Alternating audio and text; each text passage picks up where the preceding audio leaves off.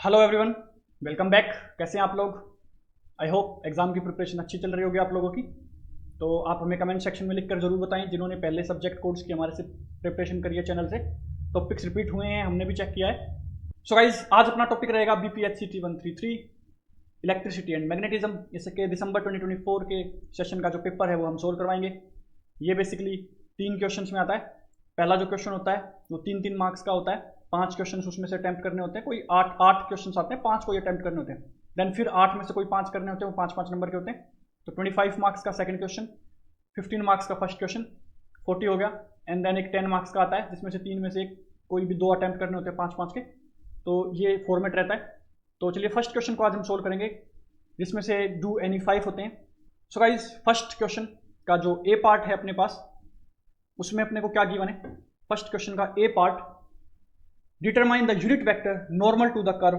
अपने को एक कर्व की इक्वेशन गिवन है, एक पॉइंट गिवन है और यूनिट वेक्टर फाइंड आउट करना है नॉर्मल टू द कर्व। तो सबसे पहले तो अपन इसका कॉन्सेप्ट देख लेते हैं। देखो भैया, यूनिट वेक्टर फाइंड आउट करना है तो यूनिट वेक्टर का आपको पता होना चाहिए कैसे फाइंड आउट करते हैं।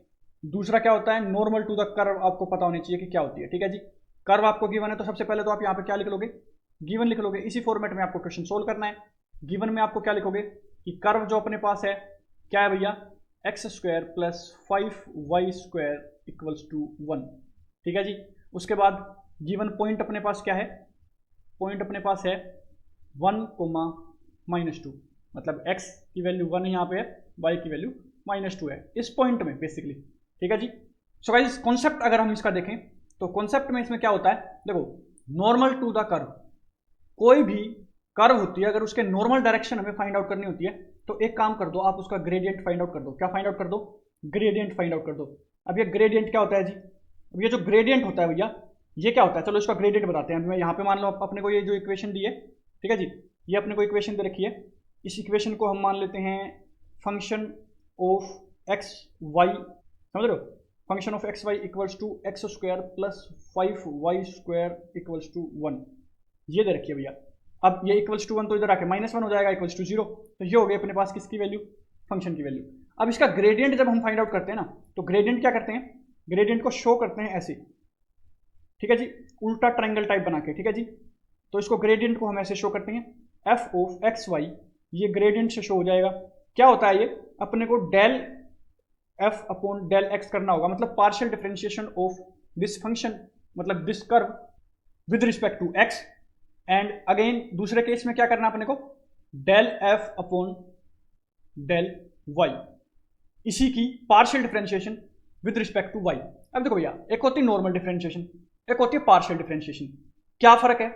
पार्शियल डिफरेंशिएशन के अंदर जिसके रिस्पेक्ट में कर रहे होते हैं सिर्फ वही वैल्यू वेरिएबल होती है, बाकी सभी की सभी जो वैल्यूज होती हैं वो क्या होती हैं, कॉन्स्टेंट। अगर यहाँ पे जेड की टर्म होती है, अगर यहाँ पे एल एम एन किसी की भी टर्म होती है, हम सिर्फ एक्स को रखते, बाकी सबको कॉन्स्टेंट रखते। समझ रहे हो मेरी बात को? ऐसे ही जब y के रिस्पेक्ट में कर रहे हैं तो y की टर्म रहेगी, बाकी सब कांस्टेंट रहेगा। तो चलिए जी, सबसे पहले तो इसका ग्रेडियंट निकाल लेते हैं अब। ठीक है जी। तो ग्रेडियंट निकालने के लिए अपने को ये करना है, तो ये तो आपको गिवन आपने लिख ही दिया होगा इक्वेशन। ठीक है, नाउ यहाँ पे आप लिख सकते हो कि let F of X Y equals to x² plus 5y² minus 1 equals to 0। उसके बाद अपने को ये ग्रेडियंट निकालना है, तो ये लिखना पड़ेगा आपको ग्रेडियंट का फॉर्मूला ऐसे, और यहाँ पे लिखना पड़ेगा ग्रेडियंट इज, या ग्रेडियंट गिव्स नॉर्मल, या नॉर्मली बेसिकली क्या होती है, परपेंडिकुलर डायरेक्शन। ठीक है जी। ये लिख के आप यहाँ पे ये लिख दीजिएगा फॉर्मूला। उसके बाद आपके पास क्या है, उसके बाद आप इसको अप्लाई करना है, gradient of X Y, F of X Y equals to, ये अपने पास क्या हो जाएगा, अब देखो एफ का, इसका डिफरेंशिएशन करना है पार्शियल डिफरेंशिएशन, तो क्या हो जाएगा, देखो ये कांस्टेंट टर्म है, इसका 0 हो जाएगा, ये कांस्टेंट टर्म है, इसका 0 हो जाएगा। बचेगा क्या, सिर्फ एक्स का क्या बचेगा, x² का करना है तो क्या बचेगा, 2x बच जाएगा। ठीक है जी। अब डेल ऑफ एफ करना है y के रिस्पेक्ट में, तो ये x का कांस्टेंट टर्म का 0 होता है डिफरेंशिएशन, ये -1 करके इधर आएगा, इसका 0 हो जाएगा, ये रहेगा सिर्फ। तो ये क्या हो जाएगा, 5 2 10y 10y। अरे देखो यार, अब हम ये एक्सपेक्ट करके चल रहे हैं कि आपको डिफरेंशिएशन के बेसिक रूल्स तो आते ही हैं, ये तो सबसे बेसिक डिफरेंशिएशन होती है भैया। सो ये अपने पास आ गया भैया ग्रेडियंट।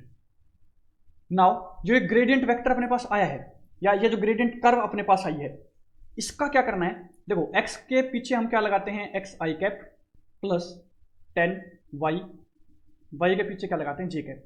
ये बन गया अपने पास वेक्टर किसका, अब ये ऑब्वियसली कर्व थी, तो ये अपने पास ग्रेडियंट वेक्टर बन गया जो कि perpendicular to the direction of the curve.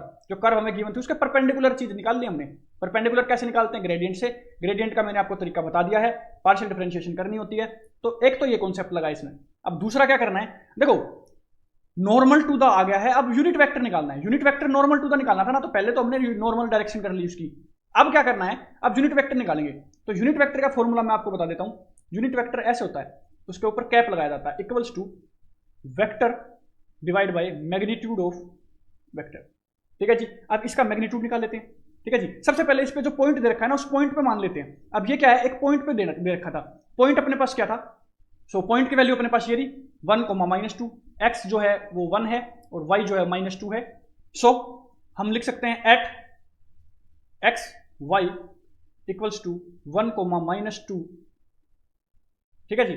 इस पॉइंट पे क्या होगा, इसकी वैल्यू x की जगह क्या रख दोगे, 2 × 1 आई कैप प्लस 10 × y जो है -2 जे कैप। ठीक है जी। देखो इसको कई बार कई जगह पे क्या लिखा होता है, इसको सिर्फ पॉइंट की फॉर्म में भी लिख के चलते हैं। जैसे मान लो यहाँ पे इसी फॉर्म में रख लिया, उसके बाद x की 1 और y की -2, तो 2, -20 ऐसे ही रख लिया, पॉइंट की फॉर्म में रख के चल लिया। समझ रहे हो? कुछ ऐसे आई कैप जे कैप की फॉर्म में भी रख के चलते हैं।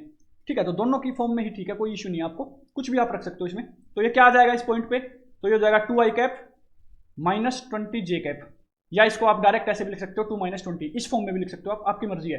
ठीक है। उसके बाद अपने को क्या करना है, अब ये आ चुका अपने पास, इसका अपने को निकालना है मैग्नीट्यूड। तो मैग्नीट्यूड ऑफ वेक्टर का फॉर्मूला क्या होता है भैया, √a² + b² + 2ab cos theta. अब ये cos थीटा जो है यहाँ पे क्या हो जाएगा, cos 90 क्या होता है 0। तो ये देखो इसमें 90 क्यों लिया हमने, देखो ये है और ये है, समझ रहे हो मेरी बात को। ये क्या है आई कैप और ये क्या है जे कैप। अब एक आई है एक्स की डायरेक्शन में, एक वाई है जे की डायरेक्शन में, दोनों का एक्स और वाई के बीच में जो ये कोऑर्डिनेशन एक्सिस होता है, इसमें कितना एंगल होता है 90 डिग्री का। अब ये तो स्ट्रेट लाइन तो ऐसे बनती है ना, स्ट्रेट बनानी है। सो ये वाली टर्म तो क्या हो गई 0। अब अपने को क्या निकालना है, मैग्नीट्यूड निकालना है। तो ए क्या है, ए अपने पास ये है और बी क्या है अपने पास ये है। तो इसको हम रख लेते हैं √2² प्लस -20 का स्क्वायर। ये अब एक बात ध्यान में रखनी है आपको, साइन के साथ पुट करनी है, बट स्क्वायर में जब यहाँ पे स्क्वायर करेंगे ऑब्वियसली वो प्लस ही आ जाएगा। स्क्वायर में तो माइनस का कोई टेंशन नहीं होती। बट ये मैंने आपको बताया क्यों, क्योंकि जब आप ये वैल्यूज पुट करते हो, जब यहाँ पे 90 डिग्री का एंगल नहीं होता है, तब वो जरूरत होती है उस चीज़ की। ठीक है, तो ये अब आपके पास आ गया। अब ये क्या हो गया, क्या आ गया अपने पास, मैग्नीट्यूड ऑफ द वेक्टर अपने पास, या मैग्नीट्यूड ऑफ द कर्व जो यहाँ पे अपने पास है। तो क्या आ गया, ये 2 4 हो गया, ये क्या हो गया 400 √404 √404। अब इसको अपन क्या करेंगे, 4 कॉमन ले लेंगे तो 2 बाहर आ जाएगा, 2 √101 हो जाएगा ये।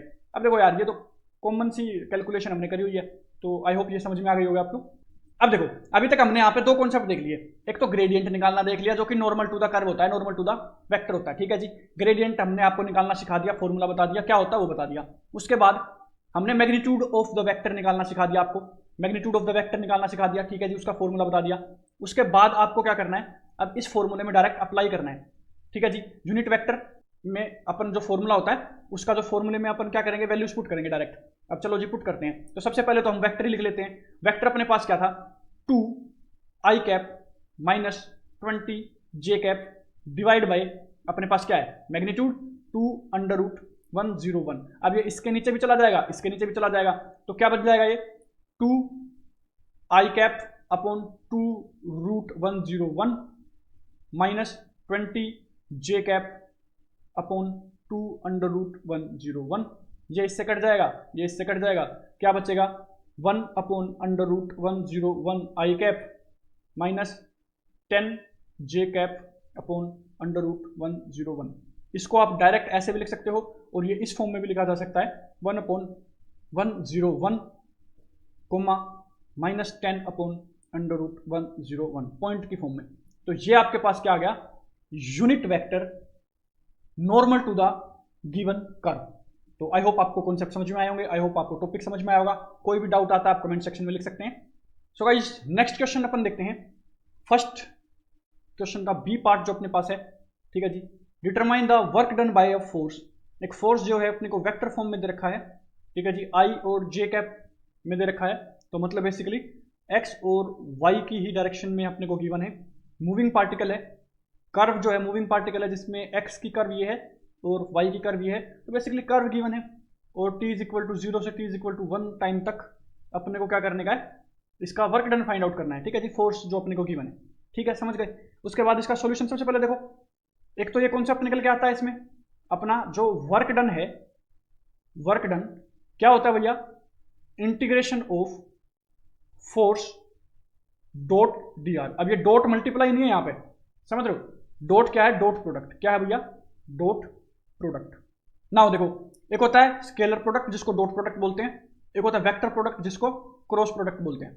डॉट प्रोडक्ट के लिए अपने पास क्या आता है, जैसे एफ और डी आर है, तो ये क्या हो जाएगा यहाँ पे, F D R cos theta, और क्रॉस प्रोडक्ट के लिए क्या हो जाता है, F D R sine theta. समझ रहे हो मेरी बात को। बट यहाँ पे अपन इस तरीके से सोल्व नहीं करेंगे, एक और तरीका होता है डॉट प्रोडक्ट को सोल्व करने का, वो अपन करेंगे। बेसिकली फॉर्मूला तो उसमें यही लगते हैं, समझ रहे हो। नाउ चलो इसको सोल्व करते हैं। तो ये अपने पास तो एक हो गया क्वेश्चन जो वर्क डन फाइंड आउट करने का, ये कैसे फाइंड आउट करते हैं, ये कॉन्सेप्ट हो गया, सॉरी। ठीक है, उसके बाद दूसरा अपने पास है, ये गिवन अपने को लिखना होता है। क्या लिखना होता है भैया, गिवन, जहां पे एफ अपने पास ये है और सी जो है पैरामीट्रिकली ये दे रखा है। अब अपने को क्या करना है, अपने को इक्वेशन को पैरामीटराइज करना है सबसे पहले तो। ठीक है जी, तो इक्वेशन अपने पास क्या है, F equals to X minus 3y I cap plus X minus Y J cap. ये इक्वेशन है अपने पास एफ की। ठीक है जी, फोर्स वेक्टर की इक्वेशन है, समझ रहे हो। नाउ अपने को क्या करना है, अब अपने को इसको पैरामीटराइज करना है। क्या करना है, पैरामीटराइज। पैरामीटराइज का क्या मतलब होता है भैया, इसका मतलब होता है कि इस इक्वेशन को चेंज करना किसी और पैरामीटर में। ठीक है जी, क्योंकि x की और y की वैल्यू हमें किसके रिस्पेक्ट में दे रखी है, t की फॉर्म में दे रखी है, दोनों की ही t की फॉर्म में दे रखी है। तो अपन इस पूरी इक्वेशन को किसकी फॉर्म में चेंज कर लेंगे, t की फॉर्म में चेंज कर लेंगे। किसकी फॉर्म में चेंज कर लेंगे भैया, t की फॉर्म में चेंज कर लेंगे। तो चलिए जी, जहां जहां x है वहां वहां x की वैल्यू जो कि क्या है अपने पास गिवन 2t, और जहां जहां y है वहां वहां y की वैल्यू जो कि अपने पास क्या है 3t स्क्वायर। तो ये अपने को पुट करना है। चलिए जी शुरू करते हैं। अब इसको अपन इसमें पुट करेंगे तो F vector equals to 2t minus 3 into 3t square. ठीक है जी, क्या हो गया, ये हो गया I cap plus 2t minus Y है 3t स्क्वायर। ठीक है जी, उसके बाद क्या हो गया ये जे कैप। तो ये हो गई अपने पैरामीटराइज। अब इसको अगर फर्दर सोल्व करेंगे तो कुछ नहीं है भैया, एफ वेक्टर इक्वल्स टू ये हो गया 2t minus 9t square I cap plus 2t minus 3t square. ठीक है जी, जे कैप। तो ये हो गई अपनी पैरामीटराइज। अब ये तो हो गई अपनी फोर्स की टर्म्स में। नाउ अपने पास जो है, अपने को जो डिस्प्लेसमेंट वेक्टर है उसको चेक करते हैं। क्या होता है भैया, डिस्प्लेसमेंट वेक्टर। डिस्प्लेसमेंट वेक्टर जो कि अपन को फॉर्मूले में चाहिए, वर्क डन के फॉर्मूले में चाहिए, integration of, sorry, work done equals to integration of F dot D R ही तो था। अब एफ डॉट डी आर जो होता है डिस्प्लेसमेंट वेक्टर होता है। नाउ गाइस, डिस्प्लेसमेंट वेक्टर जो अपने पास होता है वो क्या होता है, डी आर। अब ये जो डी आर वेक्टर अपने पास है या डिस्प्लेसमेंट वेक्टर जो अपने पास है, इसको कैसे फाइंड आउट करते हैं, ये होता है D x I cap plus D Y J cap plus D Z के कैप। इस फॉर्म में होता है। अब देखो, क्योंकि ये सिर्फ एक्स और वाई की डायरेक्शन में है तो ये वाली टर्म तो यहाँ पे है ही नहीं। ठीक है जी, ये आपको समझ में आ गई चीज। नाउ ये जो है अपने पास डी एक्स और डी वाई की वैल्यू फाइंड आउट करनी है। तो चलिए, तो डी एक्स, सॉरी, सबसे पहले एक्स देखते हैं। एक्स अपने पास क्या है 2t और y अपने पास क्या है 3t स्क्वायर। ठीक है जी, तो dx अपॉन dt क्या हो गया 2। ठीक है जी, और dy अपॉन dt क्या हो गया 60। ये हो गया। अब देखो, अपने को तो dx और dy चाहिए ना, तो dx और dy करने के लिए दोनों तरफ अपन क्या करते हैं, dt से मल्टीप्लाई कर देते हैं। इधर भी dt से मल्टीप्लाई, इधर भी dt से मल्टीप्लाई। ठीक है जी, अब ये dt से यहां पे कट गया ऑब्वियसली, तो ये क्या आ गया, dx की वैल्यू क्या आ गई 2dt और dy की वैल्यू क्या आ गई 60 dt। अब ये दोनों वैल्यूज अपन इसमें पुट कर देंगे तो अपने पास dr वेक्टर की भी वैल्यू आ जाएगी। तो चलिए पुट कर देते हैं भैया। तो 2 dt की वैल्यू यहां पे रख देंगे, तो अपने पास जो dr है क्या आ जाएगा, डिस्प्लेसमेंट जो वेक्टर है अपने पास क्या आ जाएगा 2 dt आई कैप प्लस y क्या है 60 dt j कैप। अब dt को ले लो बाहर, तो dr जो अपने पास क्या आ जाएगा 2 I cap plus 60 j cap into dt। ये आ गया अपना dr। चलो जी, ये भी हो गया। और नहीं तो आप इसको ऐसे भी रख सकते हो, इसको ऐसे भी रख सकते हो, दोनों फॉर्म में किसी में भी रख लो, दोनों ही सेम है। अब देखो वैल्यूज अपने पास सारी आ चुकी हैं, तो वर्क डन के फॉर्मूले में जस्ट पुट करनी है। तो वर्क डन के फॉर्मूले में अपन पुट करेंगे, तो work done equals to integration of F dot D R vector. ठीक है जी, इसको हम यहाँ पे सी लिखते हैं। क्यों लिखते हैं? क्योंकि ये क्लोज्ड की बात करते हैं, समझ रहे हो, क्लोज्ड उसकी बात करते हैं। ठीक है जी, अब इसके बाद अपन क्या करेंगे, इसको वैल्यूज पुट करेंगे, ऑन पुटिंग वैल्यूज। अब ये देखो यार, ये सारी चीजें हम सोल्व करते हुए आपको नहीं लिख सकते, है ना।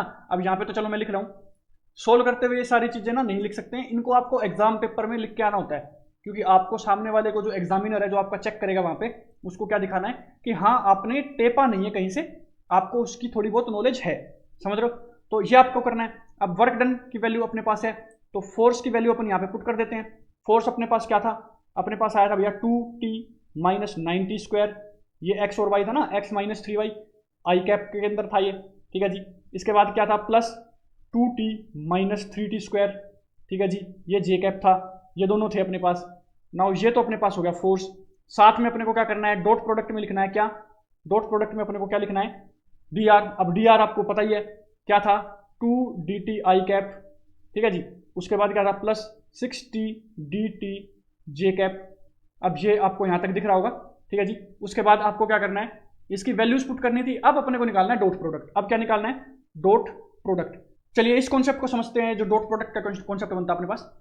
नाउ देखो, ये है आई कैप में, यहां पे क्या है, आई कैप में ये है जी कैप में, और यहां पे क्या है, जे कैप। अब देखो, जब डॉट प्रोडक्ट होगा तो आई और आई कैप और जे कैप रहेगा। देखो होता तो क्या है वैसे, इसमें इसकी मल्टीप्लिकेशन में क्या होता है, पहले इसको इससे मल्टीप्लाई करते हैं, फिर इसको इससे मल्टीप्लाई करते हैं, समझ रहे हो। बट साथ में अपना रहता है कोस थीटा। अब आई के और आई के बीच में, आई और आई, ये एक्स एक्सिस है, ये एक्स एक्सिस है, दोनों के बीच में कितना, 0 डिग्री। अब कोस 0 डिग्री कितना रहता है, 1। तो आई और आई कैप जो होगा उसकी वैल्यू हो जाएगी 1, उसमें कोस थीटा की वैल्यू हो जाएगी 1। बट जो आई और जे कैप होगा, जब मैं इसकी मल्टीप्लाई इससे करूंगा या इसकी मल्टीप्लाई जे वाली की आई वाली से करूंगा, दोनों के बीच में एंगल कितने का, 90 डिग्री का, तो ये वैल्यू हो जाएगी 0। तो इसकी मल्टीप्लाई जब मैं आई वाले के साथ करूंगा, तो वर्क डन की वैल्यू क्या आ जाएगी अपने पास, इंटीग्रेशन इसकी मल्टीप्लाई इसके साथ, तो क्या हो जाएगा, 2t minus 90 square I cap था, क्या था भैया अपने पास, आई कैप था। अब ये जो डॉट प्रोडक्ट सोल्व हुआ है, अब हमें आई कैप नहीं रखना, क्योंकि आई कैप का अब डायरेक्शन आ चुकी है ना, कोस थीटा की फॉर्म में हमने ले ली। तो ये होगा इसकी मल्टीप्लाई इससे। ठीक है जी, तो क्या होगा, 2dt, क्या होगा भैया, 2dt। उसके बाद अपने को क्या करने का है, अपने को प्लस करना है इसकी। अब इसकी मल्टीप्लाई इससे भी होगी, जो कि 0 हो जाएगी, क्योंकि ये जे कैप है, आई कैप है। कोस 0 की वैल्यू क्या हो जाएगी, सॉरी कोस 90 डिग्री की वैल्यू क्या हो जाएगी, 0, समझ रहे हो। तो ये वैल्यू 0 हो गई। नाउ इस सेकंड वाले की मल्टीप्लाई अपने को इस फर्स्ट वाले से करना है, समझ रहे हो। तो ये क्या है, जे कैप, ये क्या है, आई कैप, दोनों में डिग्री 90 डिग्री एंगल, 90 डिग्री का जब एंगल होगा दोनों के बीच में, तो वैल्यू इसकी भी 0। तो ये और ये भी कट गए, तो ये और ये रह जाएंगे। ये क्या है, जे कैप इसका 1 हो जाएगा, तो क्या बचेगा, 2t minus 3t square into 6t dt। समझ रहे हो मेरी बात को। अब ध्यान से सुनो, आई और आई वाले का अपने को लेना होता है डॉट प्रोडक्ट में, और जे वाले का अपने को लेना होता है डॉट प्रोडक्ट में, समझ गए। ऐसे जब वेक्टर करेंगे तो उसमें उल्टा हो जाएगा, उसमें आई और आई वाला 0 हो जाएगा और जे वाला 0 हो जाएगा, समझ रहे हो। अब इनके बाद अपने को क्या करना है, dt को कॉमन ले लेना है सबसे। ठीक है जी, work done equals to integration of 2t minus 90 square into 2 plus 2t minus 3t square into 6t, common और बाहर सब में से ले लिया dt। वहां पे आपने बाहर लिया होता तो भी कोई दिक्कत नहीं थी, यहाँ पे आपने ले लिया तो भी कोई टेंशन नहीं है। तो अब अपने को क्या करना है इसमें, अब अपने पास वर्क डन की वैल्यू आ चुकी है। वर्क डन के बाद अपन ने क्या करना है, अब इसको अपन फर्दर सोल्व करना है और इंटीग्रेशन करना है आपको। और इंटीग्रेशन कहाँ से करना है, t इक्वल टू 0 से 1 तक, ये अपने को दे रखा है शुरुआत में क्वेश्चन में। नाउ जो अपने पास वर्क डन आएगा वो क्या आ जाएगा, इंटीग्रेशन ऑफ 0 से 1, इसको सोल्व करेंगे तो ये क्या हो जाएगा, 2 और 4t और 40 हो जाएगा ना, और ये अंदर क्या हो जाएगा, माइनस 9 टू जा 18t स्क्वायर। ठीक है, उसके बाद प्लस है 60 इंटू 2t, तो 6 टू जा 12t स्क्वायर, है ना। उसके बाद ये हो जाएगा माइनस 3 18t क्यूब। ठीक है जी, उसके बाद इंटू में क्या है, dt है। अब इसकी इंटीग्रेशन अपने को करनी है 0 से 1 तक। तो ये वर्क डन के बाद अपने पास अब इसकी इंटीग्रेशन ही लिख लेते हैं सबसे पहले। Work done equals to 4t की इंटीग्रेशन क्या हो जाएगी, 4t की इंटीग्रेशन क्या हो जाएगी भैया। अब ये इंटीग्रेशन आपको पता होनी चाहिए, क्योंकि देखो यार इंटीग्रेशन में ना ये सारी चीज़ें बहुत ही वो होती हैं। तो ये बेसिकली क्या होती है, यहाँ पे अपन क्या करते हैं, 4 तो बाहर ही ले लेते हैं, ये तो कॉन्स्टेंट होता है, तो इसकी क्या होती है टी स्क्वायर बाई 2, इसकी क्या होती है टी स्क्वायर बाई 2, डिवाइड में 2 लिखते हैं, समझ रहे हो, जितनी अपन ऊपर पावर चढ़ेगी उतना डिवाइड में होगा। तो टी स्क्वायर बाई 2 को अपन 4 से मल्टीप्लाई करेंगे तो क्या हो जाएगा 2t स्क्वायर हो जाएगा। अब देखो इसकी डिफरेंशिएशन करोगे तो आपके पास 4t ही आना चाहिए, ऐसे करते हैं इंटीग्रेशन। नाउ माइनस 18 अपने पास बाहर चला गया, T cube by 3, T cube by 3 एक ऊपर बढ़ाना है, जितना ऊपर बढ़ाया गया ऊपर नीचे, तो ये क्या हो जाएगा 6t क्यूब, क्या हो जाएगा 6t क्यूब। अरे यार इसको अलग अलग करने की क्या जरूरत है, ये जो दोनों बन रहे हैं अपने पास इन दोनों को अपन सोल्व कर लेते हैं। ये क्या था -18, ये क्या था +12, तो -6t स्क्वायर नहीं बच गया, तो इसको हटाते हैं, यहाँ पे दोनों को सोल्व करके क्या लिख देते हैं -6t स्क्वायर। ऑब्वियसली यार दोनों कट जाएंगे, ऑब्वियसली अलग अलग करने के कोई नहीं है, तो ये माइनस में आ जाएगा, -6 बाहर आएगा, टी क्यूब बाई 3 तो -2t क्यूब, -2t क्यूब आ गया। ठीक है जी, अब ये क्यूब में है ही, इसको कोई सोल्व करना है, -18 बाहर है अपने पास, -18 अगर अपने पास बाहर है तो टी क्यूब का हो जाएगा टी की पावर 4 बाई 4, ये अपने पास हो जाएगा।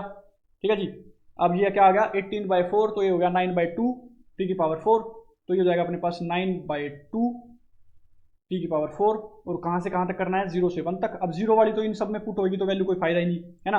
अब अपने पास आएगा क्या, अपने पास अब आ जाएगा work done equals to 2t square में 1 की वैल्यू पुट करनी है, तो 2 हो गया, माइनस क्यूब में भी आ जाएगा तो वही होगा -2 -9 बाई 2, है ना। ये सारी वैल्यूज अपन पुट करते हुए चलेंगे।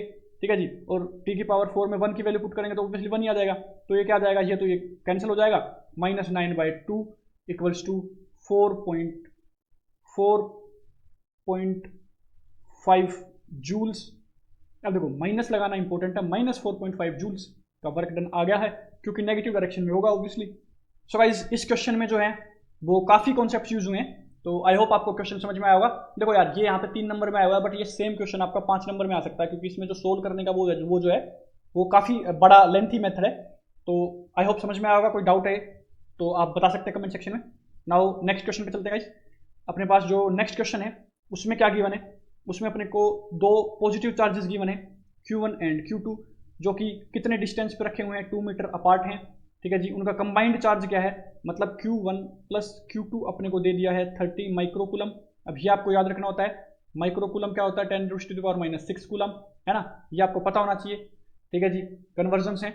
If one charge repels the other, इसका मतलब दोनों ही क्या है पॉजिटिव है ऑब्वियसली यार। उसके बाद कितना फोर्स है उन दोनों के बीच में 0.090 newton. What are the magnitudes of the 2 charges, दोनों चार्जेस का मैग्नीट्यूड क्या होगा।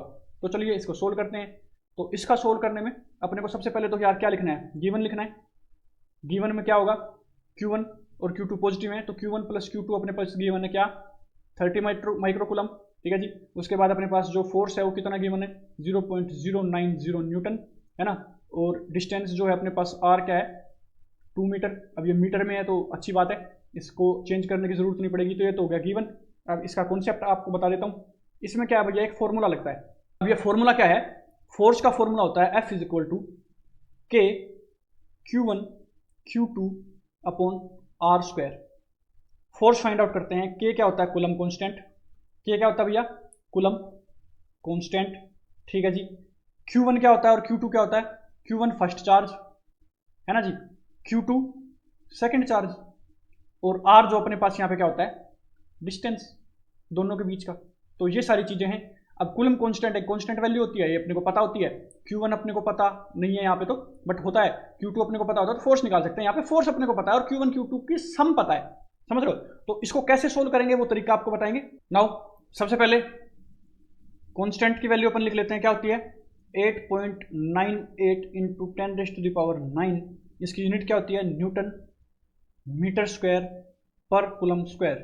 ठीक है जी, इसकी यूनिट पूछी जा सकती है आपसे 1 नंबर की, तो ये आपको इंपॉर्टेंट है भैया, आपको पता होनी चाहिए, और नहीं याद रहती है तो आपको फाइंड आउट करनी आनी चाहिए। क्या है बेसिकली, देखो K को इस तरफ रख के बाकी सबको उधर ले जाओ, force into R square upon Q1 into Q2। तो फोर्स की क्या हो गई न्यूटन, R स्क्वायर की हो गई मीटर स्क्वायर, और कूलम 2 बार हुआ है तो कूलम स्क्वायर, डायरेक्ट निकलेगी, कोई इशू ही नहीं है। ठीक है जी, तो ये आपको पता हो गया। अब इसके बाद अपने को क्या करना है, अपने को देखो भैया, अपने को वैल्यू पुट करनी है इसमें। देखो पहला तो अपन लिख लेते हैं, पहली इक्वेशन तो क्या होगी, Q1 plus Q2 equals to 30 microcoulomb है ना। अब 30 माइक्रोकूलम है तो 30 इंटू 10⁻⁻⁶ कूलम हो गया। SI यूनिट में रख लिया। तो फर्स्ट इक्वेशन तो आप इसको दे लो मार्क, ठीक है। अब अपने को क्या करना है, सेकंड इक्वेशन बनाने के लिए फोर्स क्या था, 0.090 इक्वल्स टू के की वैल्यू अपन पुट करेंगे 8.988 इंटू 10 की पावर, या एक बार 8 लिख दो कोई नहीं, 10 की पावर क्या है, इसको आप यहाँ पे 899 भी लिख सकते हैं, अप्रोक्सीमेट वैल्यू आती है इसमें, अप्रोक्सीमेट समझ लो, 10 की पावर 9। तो ये आपने के की वैल्यू पुट कर दी। उसके बाद Q1 और Q2 की वैल्यू अपने को गिवन ही नहीं है, हाँ प्लस की वैल्यू गिवन है, बट यहाँ पे प्लस नहीं आता है, समझ रहे हो, डिवाइड बाय आर स्क्वायर। अपने पास 2 गिवन था तो 4 लिख दिया, डायरेक्ट 4 लिख दिया, 2 स्क्वायर लिखने की जगह चलो 2 स्क्वायर भी लिख सकते हो आप, बट वो एक ही बात हो जाएगी। नाउ इसमें आप Q1 और Q2 की वैल्यू निकाल लो, क्या हो जाएगा, Q1 और Q2 की वैल्यू निकाल लो, क्या आएगी अपने पास, Q1 Q2 जो मल्टीप्लीकेशन है ये देखो ध्यान से। अब इसकी वैल्यू अपने पास क्या आ गई, 0.090 इंटू 4/8.98 इंटू 10 की पावर 9। तो ये आपको समझ में आया होगा। अब ये जो वैल्यू आई है इसको जब आप सोल्व करोगे तो Q1 और Q2 की वैल्यू क्या आ जाएगी, 4.00 इंटू 10⁻⁻11 कूलम स्क्वायर, ठीक है जी। ये आपके पास वैल्यू इसकी आ गई। अब देखो कूलम स्क्वायर में क्यों आई है, क्योंकि दोनों मल्टीप्लिकेशन है, समझ रहे हो इस बात को। अब एक सबसे डरावनी चीज पता क्या है, इसको कैसे सोल्व करोगे आप, तो डरो मत, खुशखबरी है, आप यूज कर सकते हो कैलकुलेटर। तो आप कैलकुलेटर को ले जा सकते हैं, जरूर लेके जाएं क्योंकि कैलकुलेशन में जरूरत पड़ेगी।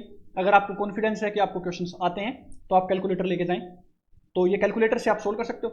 नाउ ये वैल्यू अपने पास आ गई। अब दूसरी इक्वेशन अपने पास क्या बन गई, Q1 into Q2 equals to 4.004 लिख लो यार, इंटू 10 की पावर -11। कोई डाउट नहीं होगा, ये हो गई इक्वेशन सेकंड। अब अपन क्या करते हैं, फर्स्ट इक्वेशन है ना भैया, फर्स्ट इक्वेशन में से Q1 निकाल लेते हैं, क्या हो जाएगा 30 इंटू 10 की पावर -6 माइनस Q2, समझ रहे हो, ये हो गया Q1 हो गया, Q1 की वैल्यू आ गई, ये Q1 की वैल्यू आ गई Q2 के माइनस में, ठीक है जी। अब एक जगह हम Q2 पुट कर देंगे, सॉरी एक जगह हम Q1 पुट कर देंगे ना। देखो एक ही रखना है, एक जगह अपन क्या पुट कर देंगे, Q2 रख देंगे, और दूसरी जगह Q1 की वैल्यू जो ये आई है इसमें रख देंगे, Q2 की फॉर्म में अपन निकाल लेते हैं, समझ रहे हो। तो ये अपन रख देते हैं। नाउ इस इक्वेशन के अंदर जो मल्टीप्लीकेशन वाली इक्वेशन थी इसके अंदर अपने को ये वैल्यू पुट करनी है, तो Q1 की जगह हम ये पुट करेंगे और Q2 की जगह तो Q2 ही है। तो अपन क्या करेंगे इसमें, नहीं तो चलो आप ना कंफ्यूज मत हो, क्या करते हैं, late Q1 equals to x, ठीक है। Q1 क्या मान लिया हमने x, तो Q2 क्या हो गया, Q2 क्या हो गया अपने पास 30 इंटू 10 की पावर -6 माइनस x, समझ रहे हो। अब ये हो गया, अब x की वैल्यू में आ गई, ठीक है, अब कुछ करना ही नहीं। तो Q1 की जगह हम क्या रख देंगे, x रख देंगे, और Q2 की जगह अपन क्या रख देंगे 30 इंटू 10 की power -6 minus x equals to, दोनों की मल्टीप्लीकेशन है, इक्वल्स टू 4 इंटू 10 की पावर -11, ठीक है जी। अब इसको सोल्व करेंगे 30x, ये हो गया 30x, और ये क्या हो जाएगा, सॉरी 30 सिर्फ 30 नहीं भैया, मल्टीप्लाई में भी तो है, 30 इंटू 10 की power -6x minus X square equals to 4 into 10 की पावर -11, ये हो गई कॉन्स्टेंट टर्म। अब देखो एक क्वाड्रेटिक इक्वेशन बन गई आपकी, कौन सी इक्वेशन बन गई भैया, एक क्वाड्रेटिक इक्वेशन बन गई। अब इसको रीअरेंज जब आप करोगे तो रीअरेंज करके क्वाड्रेटिक इक्वेशन आप कैसे बना लोगे, कंप्लीटली जो आपकी इक्वेशन आएगी वो हम यहाँ पे लिख लेते हैं, एक्स स्क्वायर माइनस 30 इंटू 10 की पावर -6x प्लस 4 इंटू 10 की पावर -11। अरे कुछ नहीं किया यार, इसको इधर लेके आके माइनस में कर दिया है ना, और सबका साइन चेंज कर दिया, तो ये चीज़ की यार रीअरेंज कराओ तो कुछ नहीं, या इसको भी इधर ले जाओ, इसको भी इधर ले जाओ, ठीक है, एक ही बात है, ठीक है। अब इसको इक्वल्स टू 0, तो ये आ गई आपके पास एक क्वाड्रेटिक इक्वेशन। अब इसमें ना यार आप स्प्लिट द मिडिल टर्म के चक्कर में मत पड़ना, अब डायरेक्ट आपका फॉर्मूला होता है एक्स की वैल्यू फाइंड आउट करने का, क्या होता है, एक्स की value -b plus minus √d² अब d² यहाँ पे क्या है, d जो अपने पास है यहाँ पे क्या होता है b² - 4ac, जो कि क्या होता है डिस्क्रिमिनेंट होता है आपका। तो कुछ नहीं करना, डायरेक्ट वैल्यू पुट करनी है, तो चलिए पुट कर देते हैं। अपने पास x है, क्या है -b, तो ये क्या हो जाएगा, प्लस में हो जाएगा, माइनस, देखो साइन मैटर करते हैं, ये बात आपको ध्यान रखना है। 30 इंटू, देखो माइनस ऑफ माइनस आ गया ना, एक बार ये माइनस है, एक बार ये माइनस में ही पुट होगा, तो माइनस ऑफ माइनस प्लस आ गया, 30 इंटू 10 की पावर -6। अब देखो ये तो माइनस प्लस नहीं हो जाएगा यार, ये तो माइनस में है ना, -b plus minus B square, ये बी है, इसका स्क्वायर करेंगे क्या हो जाएगा 30 इंटू 10 की power minus 6 square B square minus 4 into A क्या है 1 इंटू सी क्या है 4 इंटू 10 की पावर माइनस 11, ये आ गया आपके पास। ठीक है जी, अपोन में 2a, 2 इंटू ए तो 1 ही है यार, तो 2 इंटू 1 हो गया। नाउ इसको जब आप फर्दर सोल्व करोगे तो ये आपके पास क्या आ जाएगा, x is equal to 30 into 10 की power minus 6 plus minus under root 900 into 10 की पावर माइनस 12 माइनस 16 इंटू 10 की पावर माइनस 11। देखो ये 4 4 16 हो जाएगा, इसका स्क्वायर आपको करना है ना। अब इसको आप फर्दर आप सोल्व करते हुए जाएंगे, डिवाइड में तो 2 है ही, डिवाइड में 2 को तो कहाँ भूल रहे हो आप, डिवाइड में 2 चलता ही रहेगा। ठीक है जी, अब इसको आप 2 से इसको काट दो, है ना, 15 हो जाएगा।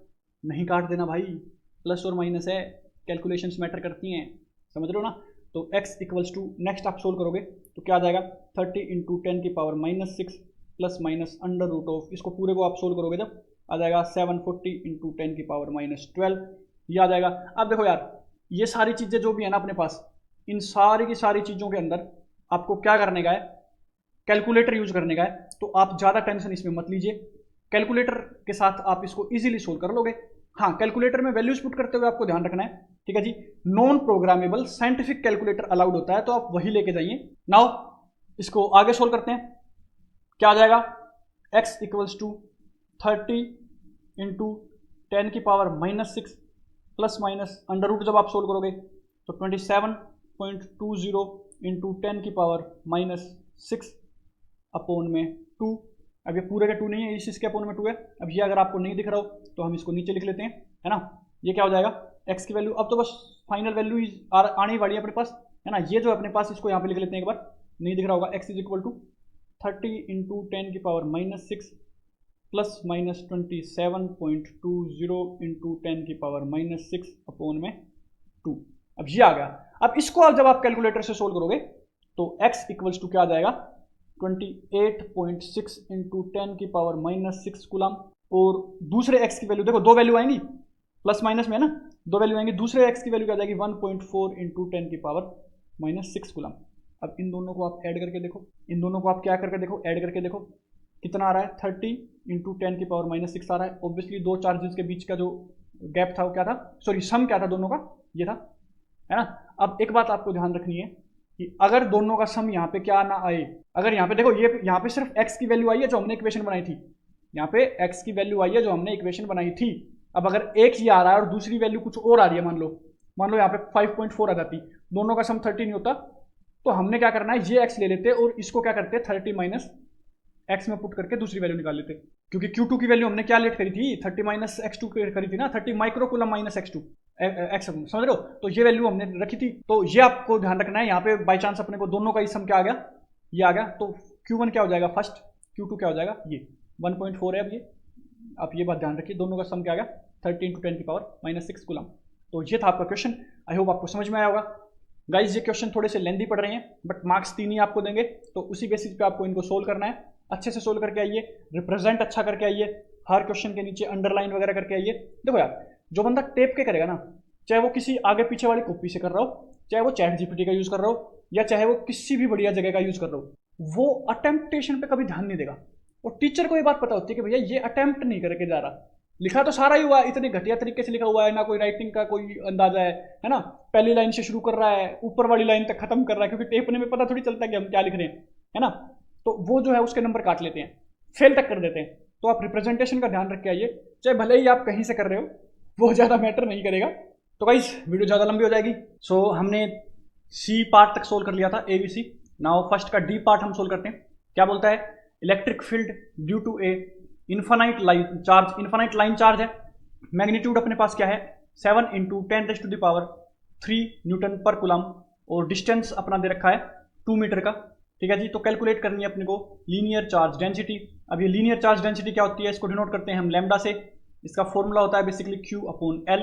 मतलब क्या है कि जो चार्ज है वो इक्वली डिस्ट्रीब्यूटेड हो रखा होगा अक्रॉस द L, मतलब L लेंथ में। जैसे मैं बात करूं, ये अपने पास है 10 मीटर की जो अपने पास वायर है, ठीक है जी। इस वायर के अंदर हम चार्ज कहें कि भैया 50 कूलम का चार्ज है इस पूरी की पूरी वायर में, तो ये जो है इक्वली डिस्ट्रीब्यूशन हो रखा होगा इसका। तो 50 कूलम अपॉन 10 मीटर, तो 5 कूलम पर मीटर, मतलब 1 मीटर में 5 कूलम का चार्ज, और इस मीटर के अंदर भी ये क्या होगा, इक्वली डिस्ट्रीब्यूटेड होगा। समझ रहे हो मेरी बात को? हाँ ठीक है जी। यहाँ पे क्या है, इन्फानाइट लाइन चार्ज है, इसका एक फॉर्मूला होता है गाइस, पहले हम आपको फॉर्मूला बताते हैं। तो फॉर्मूला इसका बेसिकली क्या होता है, E electric field equals to 1/2 pi epsilon naught into lambda, मतलब जो कि चार्ज डेंसिटी होती है, अपॉन में R is the radius which is basically distance. Now इसको अगर मैं आपको अच्छे से समझाऊं तो ये बेसिकली है क्या चीज, यहाँ पे हम बात करें, ये एक इन्फानाइट लाइन चार्ज ले लेते हैं। चलो ये हमने ले लिया एक लाइन, अब ये ऊपर और नीचे दोनों से कंटिन्यूस है। सो ये गाइज ऊपर भी और नीचे भी जो है इन्फानाइट है, तो इन्फानाइट लाइन चार्ज है। इससे किसी डिस्टेंस पे, जो कि क्या है 2 मीटर पे डिस्टेंस है, वहां पे हमें क्या निकालना है, जिस पे चार्ज जो है वो इक्वली डिस्ट्रीब्यूशन है, इसका अपने को क्या निकालना है, इलेक्ट्रिक फील्ड का फॉर्मूला होता है बेसिकली ये इसके डिस्टेंस पे इलेक्ट्रिक फील्ड का फॉर्मूला होता है। ये गॉस लॉ से हम फाइंड आउट करते हैं। किससे फाइंड आउट करते हैं भैया, गॉस लॉ से हम फाइंड आउट करते हैं, जो कि अपने को क्या करता है, गॉसियन सरफेस बनाना होता है। अब इसका क्या गॉसियन सरफेस बनता है, इसका हम एक सिलेंडर बनाते हैं। अब ये सिलेंडर जो है वो इस टाइप से बनेगा इसका, जो कि ये किस पे रखी होगी, एक्सिस पे रखी होगी। नाउ ये जो अपने पास है इसका रेडियस, वही क्या हो जाएगा, इसका डिस्टेंस ऑब्वियसली, क्योंकि ये इसके एक्सिस पे रखी हुई है। किस पे रखी हुई है, एक्सिस पे रखी हुई है। नाउ देखो, अब इसके अंदर देखो इन्फानाइट लाइन चार्ज जो है ना, इन्फानाइट लाइन चार्ज की वजह से हम ये नहीं पता कर सकते कितना चार्ज था टोटली। अब यहाँ पे हम किस पे लेते हैं, यहाँ से लेके यहाँ तक ये जो लेंथ है यही अंदर आ रही है इसके, तो इसी की वजह से इसके ऊपर इलेक्ट्रिक फील्ड हम फाइंड आउट करते हैं। तो ये होता है उसका इलेक्ट्रिक फील्ड का फॉर्मूला। ठीक है जी। उससे उसमें अब क्या क्या आ रहा है, इलेक्ट्रिक फील्ड भी आ रही है और लैम्डा भी आ रहा है ना, और डिस्टेंस भी आ रहा है। अब ये क्या है, epsilon not. Epsilon not basically क्या होता है, epsilon not is permittivity of free space. क्या होती है भैया, परमिटिविटी। अब ये क्या है, ये किस बला का नाम है, जो अपने पास ये जो परमिटिविटी होती है ना, परमिटिविटी क्या होती है, डिसाइड करती है के को। के क्या होता है अपना, कूलम्स कांस्टेंट, आपने देखा होगा है ना, कूलम्स कांस्टेंट। अब जैसे ये किस में आता है, फोर्स के फॉर्मूले में आता है, के Q1 Q2 upon are square, ये आपने पढ़ा होगा, तो इसके फॉर्मूले में आता है। नाउ इसका फॉर्मूला क्या होता है, K is equal to 1/4 pi epsilon naught, ये होता है भैया बेसिकली, बट फ्री स्पेस के लिए। अगर किसी ऐसे मीडियम की हम बात करें जिसका कूलम कांस्टेंट क्या है, सॉरी डाइलेक्ट्रिक जो कांस्टेंट है वो क्या है, के है, तो वहां पे के भी मल्टीप्लाई हो जाएगा। ठीक है जी। ये किसी मीडियम के लिए जहां पे डाइलेक्ट्रिक कांस्टेंट के है, और अगर वो ना, अब ये के और ये के दोनों अलग अलग हैं, ये डाइलेक्ट्रिक कांस्टेंट के लिए है और ये कूलम कांस्टेंट है। आई होप आप समझ रहे होगे। ये जो एप्सिलॉन नॉट है इसकी बात कर रहे थे हम, फ्री स्पेस की परमिटिविटी। ठीक है जी। नाउ हम लिख लेते हैं गिवन क्या क्या है। अपने को क्या करना है, सबसे पहले सॉल्यूशन के अंदर अपने को लिखना है गिवन क्या क्या है, तो अपन लिखते हैं भैया गिवन क्या क्या चीजें हैं। गिवन के अंदर हम देख लेते हैं, ई इलेक्ट्रिक फील्ड अपने को गिवन है, तो इसको अपन एसआई यूनिट में रखेंगे, 7 × 10⁻³ न्यूटन पर कूलम, ये अपने को गिवन है ना। नाउ उसके बाद अपने पास क्या है, उसके बाद अपने पास है रेडियस इक्वल्स टू 2 मीटर। अब देखो वहां पे डिस्टेंस दिया हुआ था, हम यहाँ पे रेडियस ले रहे हैं, आप समझ रहे होगे क्यों ले रहे हैं, मैंने आपको एक्सप्लेन किया है। ठीक है जी। उसके बाद एप्सिलॉन नॉट जो होता है कांस्टेंट होता है, जो कि परमिटिविटी होती है ना, वो कांस्टेंट वैल्यूज को हमें पता होती है 8.85, ये आपको पता भी होनी चाहिए, इंटू 10⁻⁻12 कूलम स्क्वायर पर न्यूटन मीटर स्क्वायर। अब देखो इसकी जो ये एसआई यूनिट है ना, ये आपको पता होनी चाहिए। अब देखो यार ये क्या है, के की आपको पता होगी, के Q1 Q2 upon are square. कई बार ना एक नंबर में, 2 नंबर में इसी की डायरेक्ट पूछ लेते हैं कि क्या होती है इसकी एसआई यूनिट, है ना, कई बार इसकी पूछ लेते हैं। तो देखो के की क्या होगी, ये इधर आ जाएगा, ये उधर चला जाएगा, रेसिप्रोकल हो जाएगा, तो चेक करो, ये तो फोर्स होता है ना, तो यहाँ पे के है, तो ये क्या हो जाएगा, इधर आके R square F upon Q square, यही है ना, तो newton metre square upon coulomb square, ये होती है के की। बट के के अंदर जो अपना आता है 1/4 पाई एप्सिलॉन नॉट, है ना, 1/4 पाई एप्सिलॉन नॉट, ये देखो डिनोमिनेटर में आ रहा है, तो इसकी रेसिप्रोकल हो जाएगी डायरेक्ट, तो ये हमने निकालना सिखाया आपको। सो ये अपने पास गिवन है। और टू फाइंड में आप क्या लिख सकते हो, टू फाइंड में आप लिख सकते हो भैया, ये हमारे पास क्या चीज है, लैम्डा हमें फाइंड आउट करनी है डिस्टेंस 2 पे। अब कुछ नहीं करना, अब डायरेक्ट अपने को वैल्यूज पुट करनी है भैया। क्या पुट करनी है, वैल्यूज पुट करनी है। किस फॉर्मूले में, E is equal to 1/2 pi epsilon naught lambda by R, lambda एक तरफ रख के सबको उधर भेज दो, तो lambda equals to E into 2 pi epsilon naught into R. ये सारी चीजें उधर ले जाके मल्टीप्लाई में कर दिया, है ना, ये हो गया। अब वैल्यू पुट कर दो डायरेक्ट ऑन पुटिंग वैल्यूज, है ना, इसी फिर फॉर्मेट में आपको ये क्या करना है, सोल्व करना है। तो लैम्डा इक्वल्स टू क्या हो जाएगा, E की वैल्यू अपने पास क्या है, 7 × 10⁻³ इंटू 2 पाई तो है ही, इंटू एप्सिलॉन नॉट की वैल्यू क्या है 8.85 × 10⁻⁻12 है ना, इनटू क्या है, आर है, आर तो 2 दे रखा है 2 मीटर। अब ये आप जब सोल्व करोगे तो यहाँ पे पाई की वैल्यू भी आप रख लोगे 7 इंटू 10 की power 3 into 2 into 3.14 into 8.85 into 10 की पावर -12 इंटू 2। अब ये आप सोल्व कर दोगे। अब इसमें घबराने की ज़रूरत आपको नहीं है क्योंकि आप कैलकुलेटर का यूज़ कर सकते हो। तो आप कैलकुलेटर लेके जाइएगा, वहाँ पे अगर आपको यूज़ ना हो तो उसको वापस ले आइएगा, बट कैलकुलेटर लेके जरूर जाना है अगर आप लोगों को कॉन्फिडेंस है कि आपको आता है चीज़ें सोल्व करनी। नाउ जब आप इसको सोल्व करोगे तो ये अप्रोक्सीमेट वैल्यू आ जाएगी 778260 इंटू 10 की पावर -12, जो कि आपके पास क्या हो जाएगा, इक्वल्स टू 7.78 इंटू 10 की पावर -7 कूलम पर मीटर। अब ये बहुत इंपॉर्टेंट है इसमें जो अपनी SI यूनिट आई है। अब क्योंकि जो यूनिट हमने सारी की सारी SI पुट करी थी तो यहाँ पे भी अपने पास क्या आई है, SI यूनिट आई है। आई होप क्वेश्चन आपको समझ में आया होगा। ये जो फॉर्मूला होता है इसकी डेरिवेशन भी होती है गॉसियन सरफेस से, बट क्वेश्चन में वो नहीं है तो हम डायरेक्ट फॉर्मूला बेस करेंगे और हमने आपको कॉन्सेप्ट तो बेसिकली समझा ही दिया है, तो आप उसकी डेरिवेशन देख के जाइएगा। वैसे तो देखो यार, डेरिवेशन से क्वेश्चन नहीं बनते हैं, हाँ कभी कभार क्वेश्चन आ जाता है कि डिराइव द फॉर्मूला, तो आप देख के जाइएगा, इंपॉर्टेंट होता है। नाउ मूविंग फॉरवर्ड, जो फर्स्ट क्वेश्चन है अपना उसका ई पार्ट क्या बोलता है, एक डाइलेक्ट्रिक ब्लॉक है जो कि पोलराइज्ड है, इक्वेशन दे रखी है अपने पास, है ना। उसके बाद calculate bound volume charge density. अब देखो यार, ये जो होता है अगर आपको फॉर्मूला पता है तो आप इस क्वेश्चन को कर दोगे, नहीं फॉर्मूला पता तो आप नहीं कर पाओगे।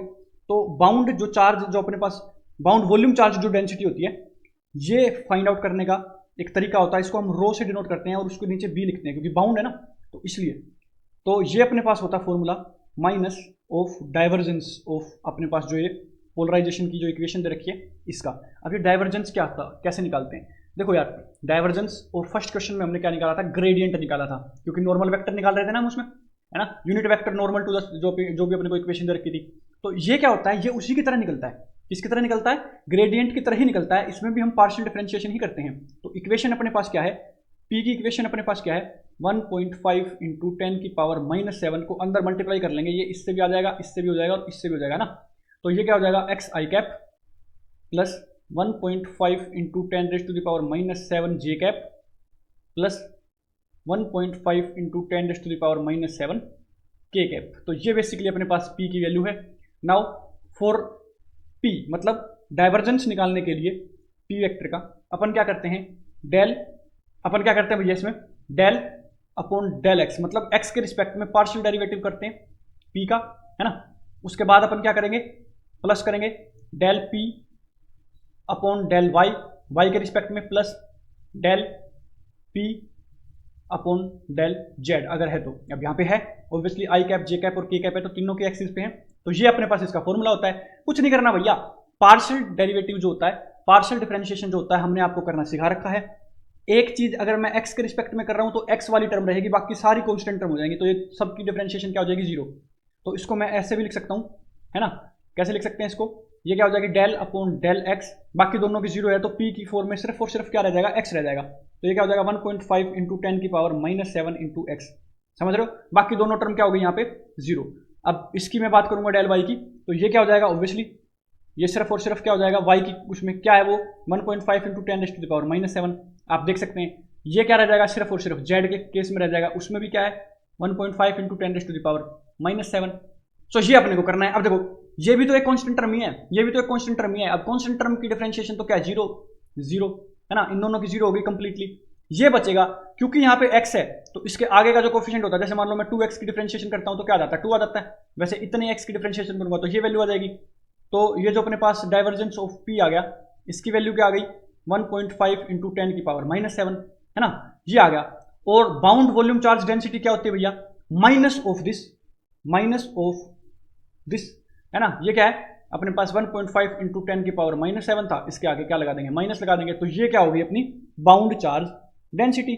तो ये आ गया अपने पास आंसर, समझ रहे हो। अब चार्ज डेंसिटी है, वॉल्यूम चार्ज डेंसिटी है, तो क्या हो जाएगी कूलम पर मीटर क्यूब, तो ये उसकी ऐसा यूनिट हो जाएगी। अब ये चीजें आपको पता होनी चाहिए, बट यहाँ पे अपने को यूनिट क्या दे रखी है, वही कूलम पर मीटर में, है ना, तो कूलम पर मीटर में दे रखी है ना, तो वही अपने पास आ जाएगी, सॉरी पर मीटर स्क्वायर में दे रखी है, तो क्या आ जाएगी अपने पास कूलम पर मीटर स्क्वायर, सॉरी क्यूब, क्योंकि वॉल्यूम चार्ज डेंसिटी है। क्या है वॉल्यूम चार्ज, अरे क्या होता है वॉल्यूम चार्ज डेंसिटी में, चार्ज अपॉन वॉल्यूम, वॉल्यूम क्या होती है मीटर क्यूब में अपन लिखते हैं, समझ रहे हो। इससे पहले वाले क्वेश्चन में क्या था, चार्ज अपॉन लेंथ, वो क्या आया था कूलम अपॉन मीटर, यही तो था। नाउ नेक्स्ट अपन बात करते हैं, ये क्वेश्चन अब कंप्लीट होता है। कोई डाउट हो तो आप कमेंट सेक्शन में पूछ सकते हैं, मोस्ट प्रोबेबली सोल्व करने की कोशिश करेंगे। वैसे अभी तो टाइम कम है यार, तो डाउट कम रखिए, मतलब अच्छे से पढ़िए, इसलिए कह रहा हूँ डाउट कम रखिए, डाउट तो आते ही हैं। सो गाइज नेक्स्ट क्वेश्चन जो अपना है एफ पार्ट फर्स्ट क्वेश्चन का, एक हॉरिजॉन्टल वायर है जो कि करंट कैरिंग है ईस्ट टू वेस्ट। ये बात आपको ध्यान रखनी है, यहाँ पे ईस्ट टू वेस्ट है, तो हम यहाँ पे लिख लेते हैं ये है ईस्ट डायरेक्शन, ये वेस्ट, ये है नॉर्थ, ये है साउथ, ऐसी ही होती है। तो ईस्ट टू वेस्ट डायरेक्शन में क्या अपने पास करंट है। अब देखो आपको इलेक्ट्रॉन फ्लो की डायरेक्शन भी गिवन हो सकती है।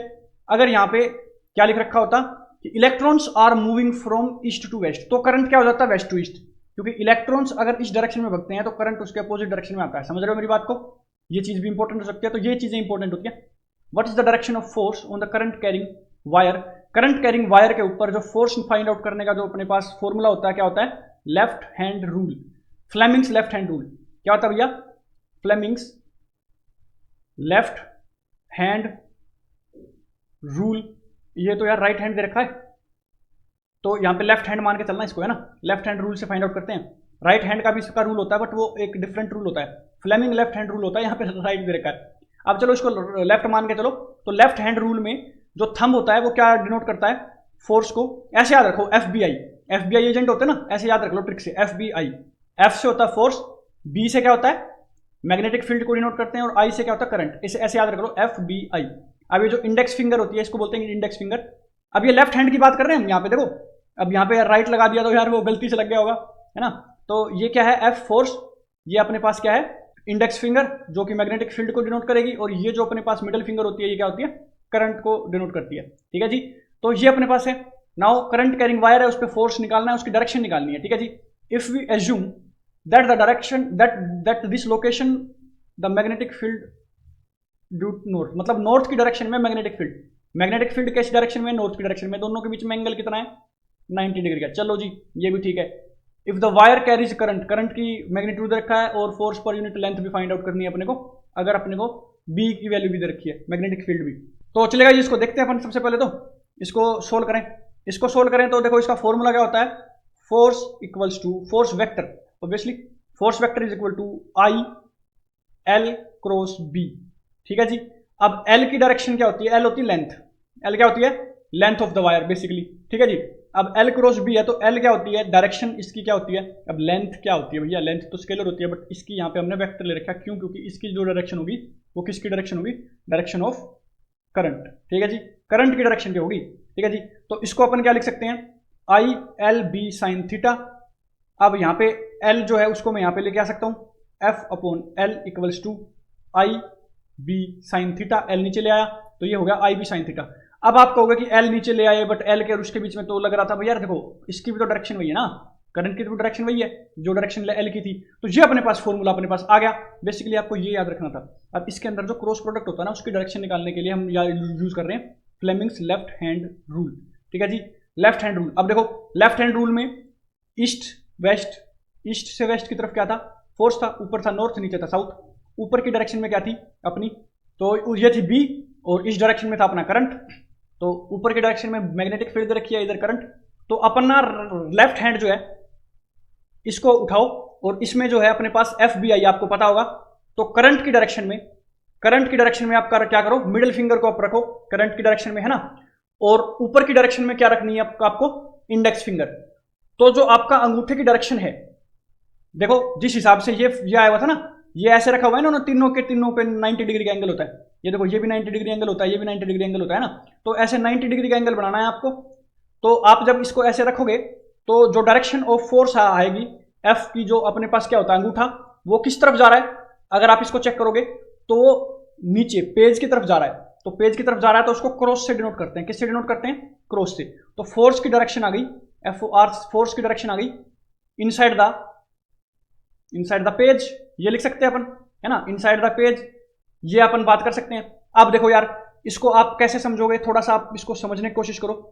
इसमें अपने को इस टाइप से तीनों जो फिंगर्स होंगे अपने पास, थंब और दो फिंगर जो अपनी है, उनके बीच में 90 डिग्री का एंगल बन रहा है। ऑब्वियसली क्रॉस प्रोडक्ट के अंदर 90 डिग्री के एंगल की बात होती है, क्योंकि साइन थीटा होता है और साइन 90 अपना क्या होता है 1, है ना, तो ये बात है।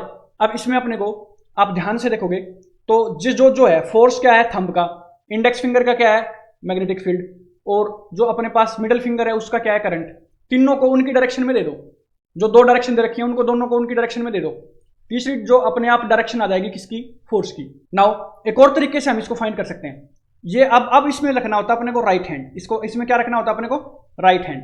देखो जी अपने पास ईस्ट से वेस्ट क्या है करंट है, और ऊपर की डायरेक्शन में क्या है अपने पास मैग्नेटिक फील्ड है, तो बी लिख लेते हैं। अपने को लेना है राइट हैंड, अपने को राइट हैंड लेके अपना ये जो राइट हैंड है ना, मान लो ये राइट हैंड है, अब इस राइट हैंड में ये जो अंगूठा है ना, ये जो अंगूठा है इसको कर दो करंट की डायरेक्शन में, इसको कर दो करंट की डायरेक्शन में, तो ये इस तरफ हो जाएगा, ये इस तरफ हो जाएगा, तो ये हाथ क्या हो जाएगा उल्टा हो जाएगा ना, ये इस तरफ हो जाएगा। और जो उंगलियां है ना उनको खोल दो किसकी डायरेक्शन में, मैग्नेटिक फील्ड की डायरेक्शन में, मैग्नेटिक फील्ड की डायरेक्शन में उंगलियों को खोल दो और अंगूठा रख दो।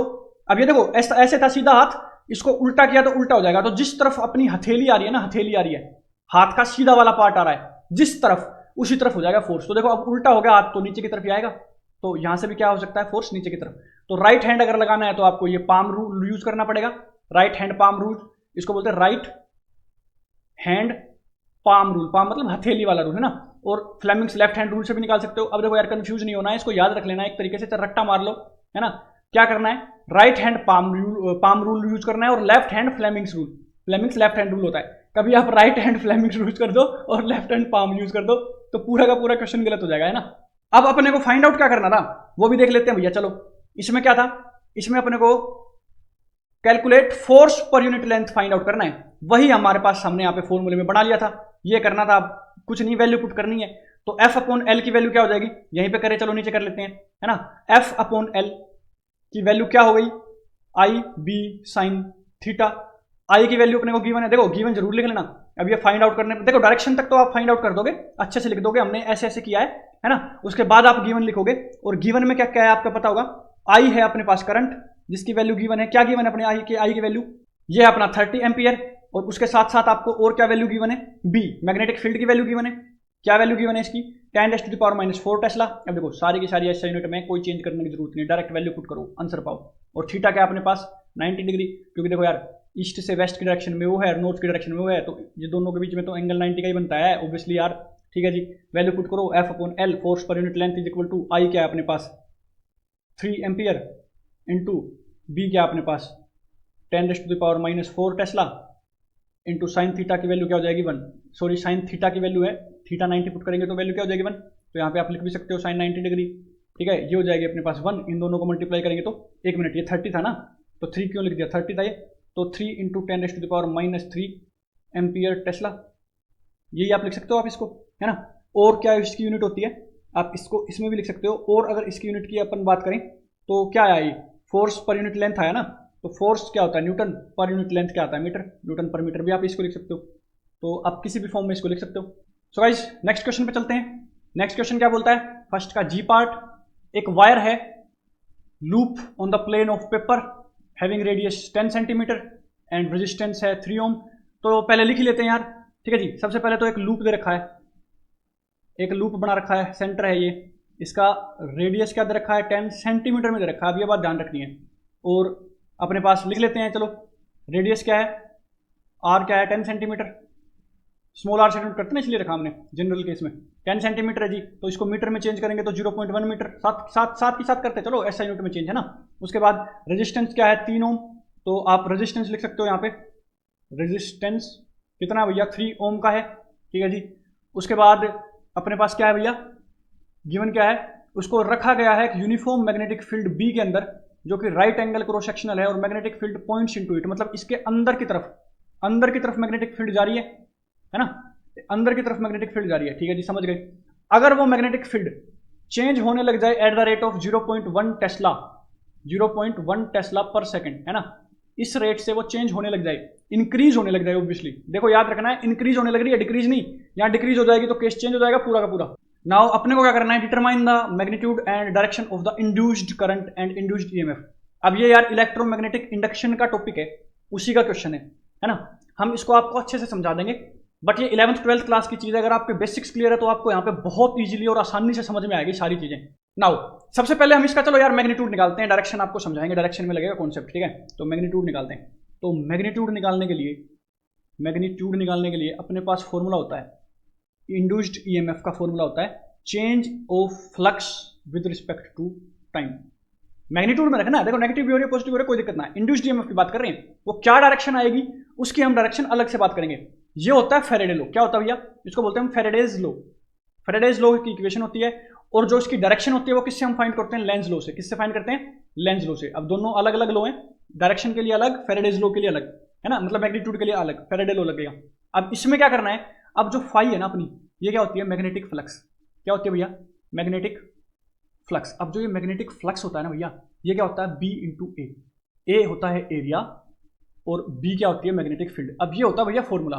तो बी और ए को जब हम इसमें पुट करेंगे तो इंड्यूस्ड ईएमएफ क्या आ जाएगा, डी इंटू बी ए, मतलब डिफरेंशिएशन ऑफ बी इंटू ए, है ना, ये होता है। अब देखो एरिया तो कांस्टेंट है, चेंज क्या हो रही है, मैग्नेटिक फील्ड चेंज हो रही है। किस रेट से, 0.1 टेस्ला पर सेकंड, इससे चेंज हो रही थी। बट ए तो कांस्टेंट है ना मेरे भाई, रेडियस में तो कोई चेंज नहीं आ रहा। तो इंड्यूस्ड ईएमएफ क्या हो जाएगा, ए बाहर आ गया, क्या बच गया, डीबी अपॉन डी, है ना। तो ये हो गया।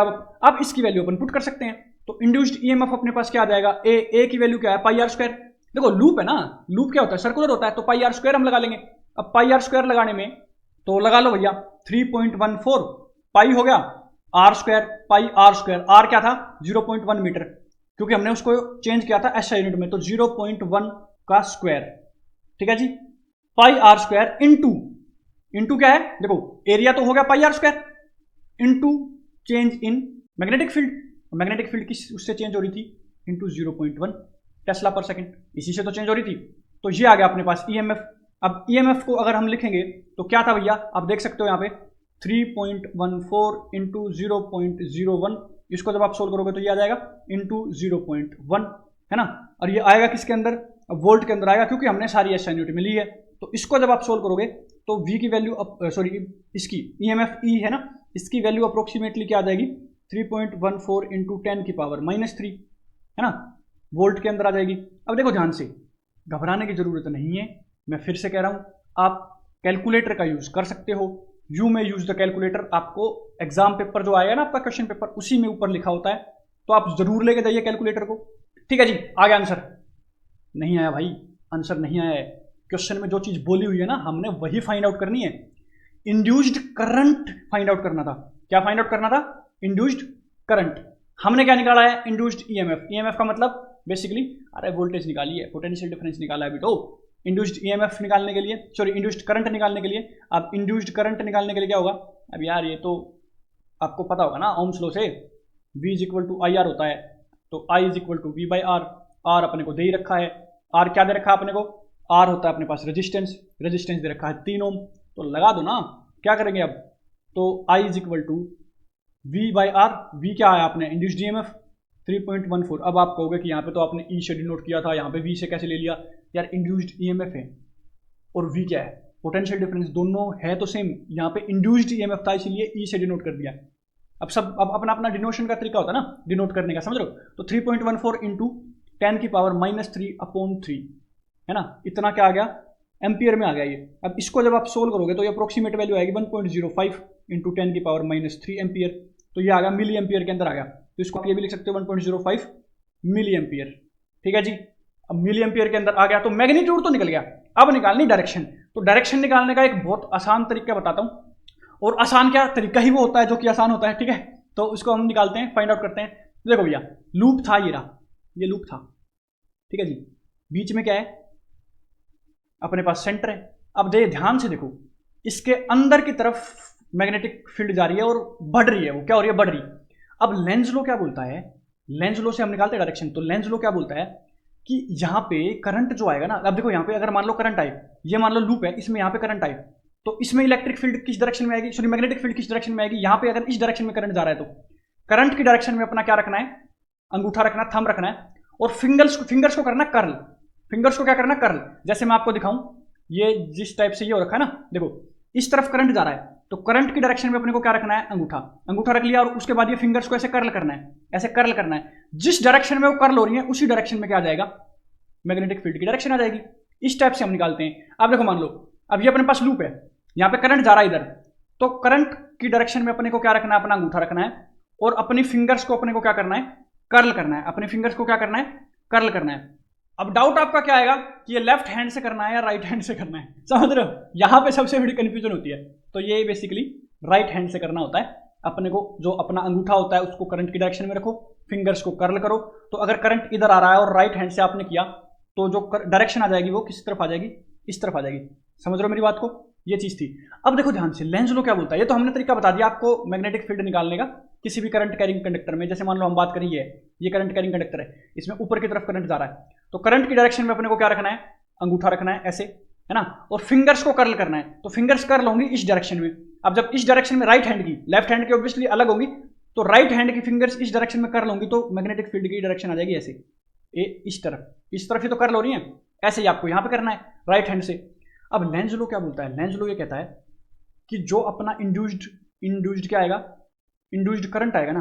अब देखो करंट की वजह से भी मैग्नेटिक फील्ड बनती है, इंड्यूस्ड जो करंट आएगा उसकी वजह से जो मैग्नेटिक फील्ड बनेगी ना, वो क्या करेगी, यहां पे जो ये इंक्रीज हो रही है ना, इसको अपोज करेगी, इसको क्या करेगी, अपोज करेगी। बस इतनी सी बात बोलता है लेंज लो। लेंज लो ने क्या बोला कि जो इंड्यूस्ड करंट आएगा उसकी वजह से जो मैग्नेटिक फील्ड बनेगी वो यहाँ पे इंक्रीजिंग या डिक्रीजिंग जो भी होगी ना उसको अपोज करेगी। अगर डिक्रीजिंग हो रही होगी तो उसको इंक्रीज करेगी, इंक्रीजिंग हो रही होगी तो उसको डिक्रीज करेगी। इसीलिए मैंने आपको शुरुआत में बोला था कि इंक्रीजिंग और डिक्रीजिंग बहुत मायने रखता है क्वेश्चन में। समझ रहे होगे आप मैं क्या बोल रहा हूं। तो यहां पे अंदर की तरफ जा रही है और इंक्रीज हो रही है, तो मतलब इसको अपोज करेगी। तो अगर मान लो मैं चलो यहां पे लिखता हूं कि इसकी डायरेक्शन, करंट की डायरेक्शन ऐसे ले ली, इंड्यूस्ड करंट की डायरेक्शन, तो यहां पे जब आप इस तरफ अपना अंगूठा रखोगे राइट हैंड का, और जब फिंगर्स को कर्ल करोगे ना, फिंगर्स को कर्ल करोगे तो फिंगर्स कर्ल करके अंदर की डायरेक्शन में ही बढ़ाने की तरफ आ जाएगी, अंदर की तरफ में ही आ जाएगी। अब देखो एक तो ये खुद ही बढ़ रही है, एक तो अंदर की तरफ जाके खुद ही बढ़ रही है, और ऊपर से आपने जो यहाँ पे करंट लिया उसकी वजह से भी अंदर ही आ गई, तो ये तो इंक्रीज करेगी ना भाई। ये अपोज कहां से करा, इसीलिए करंट की डायरेक्शन क्या आ जाएगी, अपोजिट, इस डायरेक्शन में आ जाएगी। अब इस डायरेक्शन में आप करंट को लेके आओ, चाहे किसी भी पॉइंट पे इस पूरे के पूरे लूप में किसी भी पॉइंट पे आप यहाँ मान लो यहाँ पे ले लो, यहाँ पे ले लोगे, राइट हैंड को इस डायरेक्शन में करो, ठीक है जी, और जब आप फिंगर को कर्ल करोगे ना, तो अब इस बार ऐसे होगी, ऐसे आएगी, ऐसे यहाँ पे सेंटर में बाहर की तरफ आ रही होगी, है ना।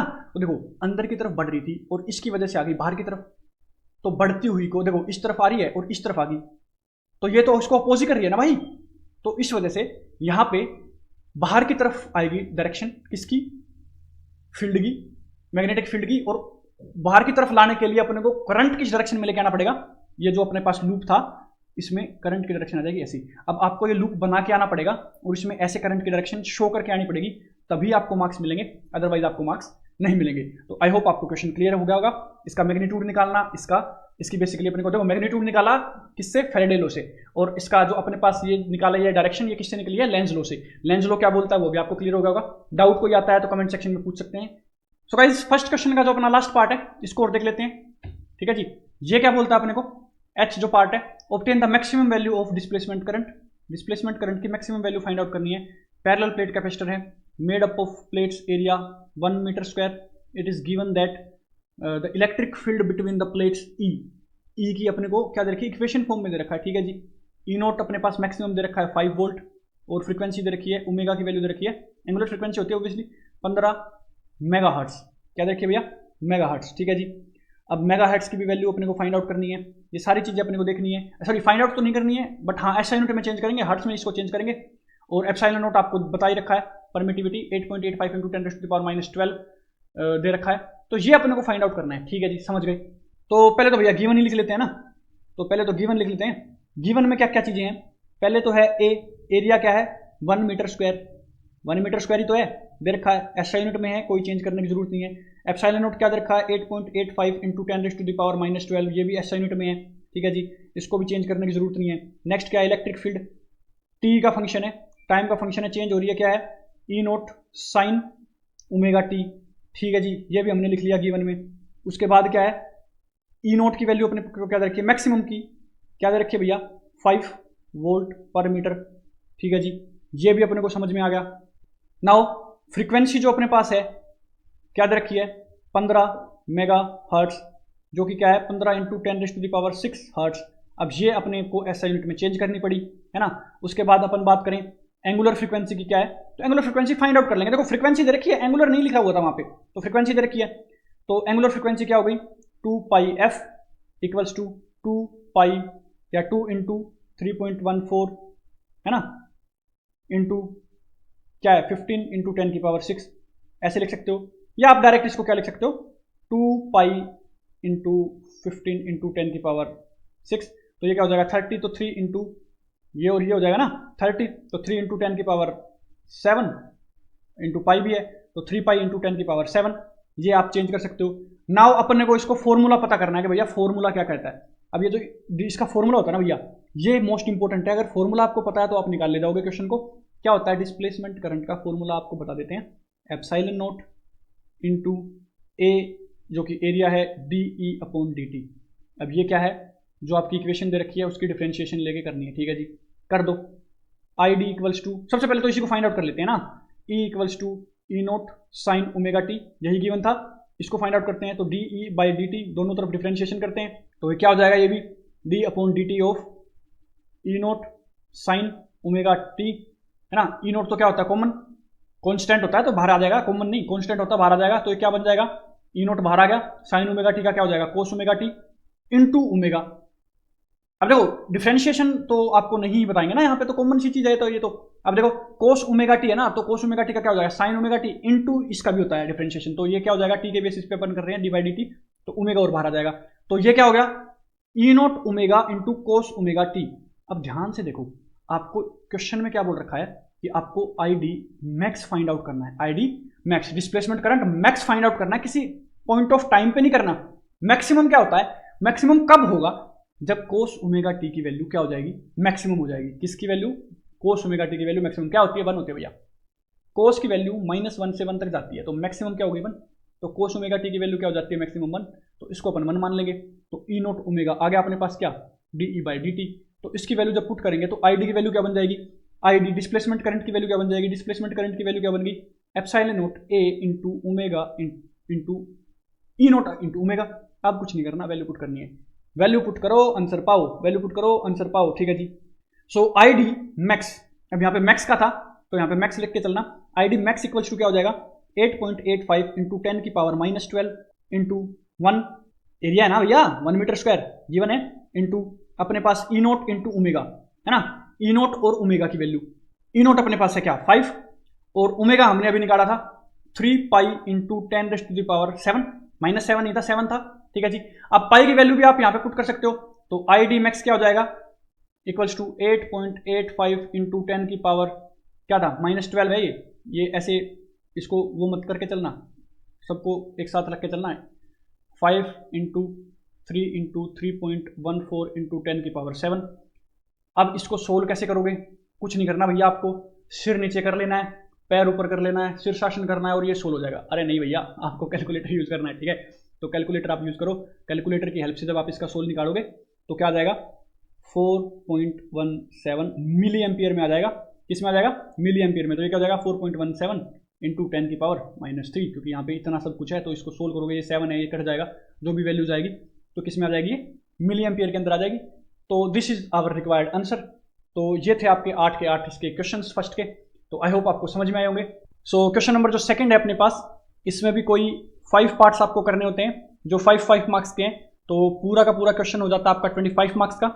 तो चलिए देखते हैं क्या बोलता है। फर्स्ट ए पार्ट जो इसका है, evaluate integral of A dot D L, and A क्या है अपने पास यहाँ पे वेक्टर है जो कि गिवन है, एंड सी जो है अपने पास, नाउ गाइज सी जो है अपने पास एक कर्व है जो कि इलिप्स को शो कर रहा है ना, एक्स वाई प्लेन के अंदर जो इक्वेशन अपने को गिवन है।